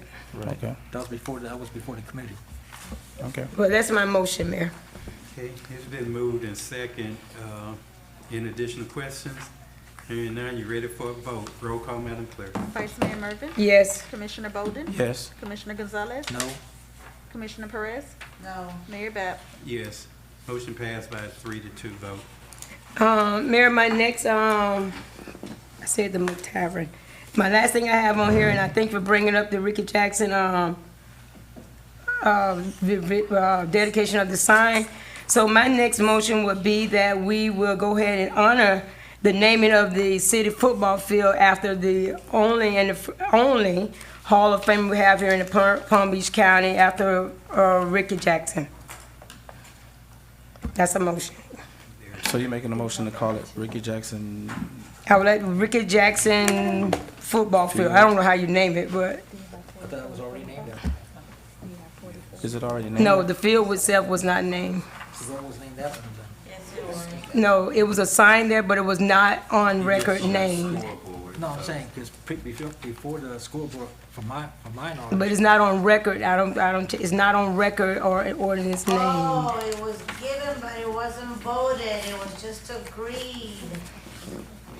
But now you're voting on it after the fact because we did not vote for Brandenburg, but we agreed, therefore, the name was taken down. So now you want to vote on the name so that it'll be official. I don't know what all that's about, but my motion is to name the football field after Ricky Jackson. Here, second. Does that include like a sign, or we just naming it? We just naming it? I guess it's, since the sign is on the Ricky Jackson up on the scoreboard, I guess it could be a sign put there somewhere. It's higher, but What happened with that is just more literature when they have an event there. It's just like in Belgrade, there's say played at Effie Drill Stadium or whatever field. Yeah. I second. It been moved by Vice Mayor Mervin and properly second by Commissioner Bolden for the official naming of the football field, Ricky Jackson Field. Call for question. Hearing none, are you ready for a vote? Roll call, Madam Clerk. Vice Mayor Mervin? Yes. Commissioner Bolden? Yes. Commissioner Gonzalez? Yes. Commissioner Perez? Yes. Mayor Bab? Yes. Motion passed by unanimous vote. One more thing, Mayor, and I'm done. Back in the past, the bleachers that's out there now, and this probably don't have to be, I don't know if that'd be a motion or so, but just to direct the city staff to put this there. But those bleachers were purchased by Anquan Bolden, so I think it would be befitting to have his name somewhere on those bleachers, whether it be on a plaque to the bleachers or something, because he did purchase those for the city field. So I don't know whether there needs to be a motion or that this could be directed the city I think there staff. could be a consensus that will. How much did the bleachers come out to? If I'm mistaken, that was over like $100,000 that he Just the put there. bleachers? Why not name the football field out there in Quantum? Well, He put the majority. anyway, that's, Is that a sponsored by? he sponsored, he actually Do we paid put for it. something that says sponsored by? Yeah, something like that. And that's mine, I'm done. All right, we'll put in official motion then. Is there a I need to put second in for that? motion? I'll second. It has been moved by Vice Mayor Mervin and properly second by Commissioner Bolden that we place some type of plaque or some type of signage saying that the bleachers are sponsored by Anquan Bolden. Call for questions? Yeah, I'm being serious. If I can remember, I mean, we're all here. We made a big issue about the school board saying that Ricky paid more than Brandenburg. His name should be on the school board. Yeah, we have Anquan who paid more money for the football field, more than Ricky. So why can't we just name the football field after Anquan? Yeah, it's a stadium. Already. Yeah, but that's the school board. That's the It's school. a stadium. But we're talking about the city, not the school. You pay. Any-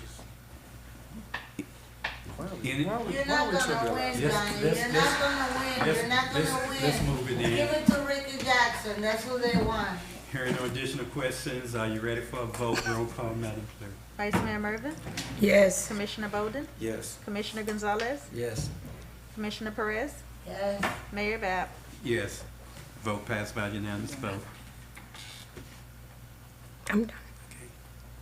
And now we'll move to Commissioner Perez, but before I do that, I want to make sure that we'll know that we're hosting the League of Cities annual That's right. networking event, which is in December. Now, we're gonna have help from Belgrade and South Bay, because this is a joint venture, but we need to be mindful of that if we need help doing anything. But, okay, Commissioner Perez. I only have nothing to say. Okay. I have been in this commission, this is going on my second year. There's division in the commission because it seems like the three of you have one agenda and the two of us go sometimes with some of the things you have on your agendas. We're not gonna come together. It's not gonna happen. Because to be united, you gotta be of one mind. And we're having problems with the minds getting together. Now, you speak about getting together. It could happen if we go by the law, by the rules, by the regulations, by the way it should be done. But we don't do that. We do, when you have the majority, it's like you go on it. And I will say this, the personal vendettas, they need to stop. They need to stop, okay? You talk about the whites and you talk about the blacks. You need to stop that. I mean, this is a city that has 52 churches. We should be the most holy city in Palm Beach County. If you really don't just know all your verses of the Bible, but you live it, you show it. If you're really a Christ follower, you're all about love, you're all about brotherhood. We're all one family under one Father, one God. But you're not showing it. You quote the Bible, you go around, oh, Jesus, Jesus, thank you, Jesus, and oh, Jesus, Jesus, Jesus. And then you come here and you try to divide the city, divide the commission, divide. I mean, put all this crap behind it. Put it behind it. Let's work together and move ahead. It doesn't matter who comes up with the idea. It doesn't matter who does what. But you're always looking to have your name on the bright lights. If it's not your idea, you're not for it. Anything that happens, you go and take a picture for the Facebook. It doesn't matter if you don't put a finger to help or to do anything, but you're there to take the picture and put it on Facebook. It's not about taking pictures on Facebook. It's about servicing the community. And I hope to God that everyone that's watching and everyone that's part of this community open their eyes and start to see what the heck is going on. What's going on? Are we going to do it all across the board? Are we going to be one city united? Are we still going to have this back and forth? Because Regina suggested it, because Regina is white, we're going to outcast Regina, we're going to outcast all the whites. And what the heck is that about? We were never divided, we have not been divided, and I refuse to let anyone in this commission or in this city divide us. It's not going to happen. So if you're going to do things, do it fairly. Fairly. That's all that I'm asking. And on top of that, I want to ask everybody in the community, especially the Blue Devils family, let's get together, let's try to find out what happened to Johnny. He's one of ours. He's a family member to all of us. I know some of you know what happened. I know some of you got information. Please come forward. Come forward. Had that been your mother, had that your mother, you getting lost and your mother going through it, or your father or your family or your brother, you wouldn't want this to happen to you. So please, if you have any information, come forward. You could even be unanimous. I know somebody saw something. I know somebody knows something. Come and tell this mother that she's going through hell, all these, I don't know how many days it is now that she's looking for her son, and it's terrible because there's no closure. There's no closure in it. So what I'm asking is, please, if you have any information, come forward. Come forward in any way that you could help his mother, do so. That is my Commissioner Bolden. my report. Thank you. I echo the same sentiments as Commissioner Perez with regard to finding the solution to this issue with Johnny. Shatori is a classmate of mine, and I know she's had many sleepless nights. and hopefully somebody will come forward to help us deal with this. Secondly, I know in a few meetings, Commissioner Perez has mentioned this, and once again, I do agree. I know we have another commission meeting on October 25th. We're going to ask that the agenda be provided at least on the 18th or the 19th. She's mentioned that in quite a few meetings, and I think that's something we should definitely honor and make a practice. At least give us almost a week, maybe at least 4 days, and not be a weekend to have the agenda. As far as everything else goes, guys, part of what makes us strong is that we resolve our conflicts. Conflict doesn't mean anger or anything like that. It just means you see something one way and I see it another. And it's our job as adults and professionals to work out any differences that we have for the greater good of Pahokee. We're not going to always agree on things, but that doesn't mean that we're divided in our vision for Pahokee. All right, so let's do it to the best of our ability. Let's work things out together. And like I said, things are not going to always go our way. That's a part of life. That's something that we need to teach our children to work through situations like that. I have nothing to say. That's it. Thank you. Commissioner Gonzalez? It's the same thing. I guess I'm thinking the same thing about Johnny. This young man's been missing for a good while, and some people are afraid to speak that know something. And I would suggest that our commission to put a reward out there and start getting people who know something to say something. I don't know how to put that in motion, but if we can do that as a commission, legal. Well, through the mayor, that's not a typical thing that the commissions would do in terms of putting a reward out. Maybe there's some discretionary funding that the sheriff's office may have in their budget, and perhaps the manager can speak with the sheriff's office about that. But that would not be my recommendation to you, that you get involved in crime, reward activities. Well, the thing is, there's a family member in town being missing. No one's doing nothing. And we can't depend on somebody to go out there who's selfish, don't want to speak, that knows something. And normally when you put a reward out there, it gets people to talk. This kid's been missing for a good while. Place yourself if you had your family member missing. I'm just telling you I from a understand, legal standpoint. I'm not going back and forth. I'm just saying, about just it. think about it. What if it was your son? And I would say this too, Johnny, and I know it's just probably a little misquote or misstatement when you say nobody's doing nothing. The Palm Beach County Sheriff is actively working that case, and we just have to. And then the community is rallying behind. I'm not saying no one's doing nothing. I'm saying somebody who knows something is not saying anything.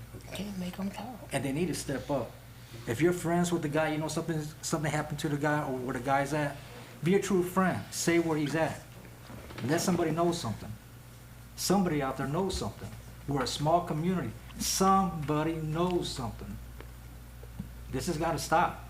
This is all of our homes. We all live here. We all know each other. We grew up with each other. What's the deal? Somebody knows something, speak up. And to me, I feel that as a commission, we should do more. Put a reward, do something. This is our community. We have to look after our community. We can't always depend on the sheriff department because they already have their hands tied doing other stuff on trying to find this guy. But we as a commission, I feel it's our responsibility to help out family members in our city. So can I ask, what are our limitations when we heard her speak earlier? What are our limitations in terms of how we can support her? That she's been out of work. I don't know what our limitations are. So is that something that? Well, typically, that's not something that the city would do under a public purpose, because the cities aren't in the business of, you have everybody coming up, obviously, asking for that.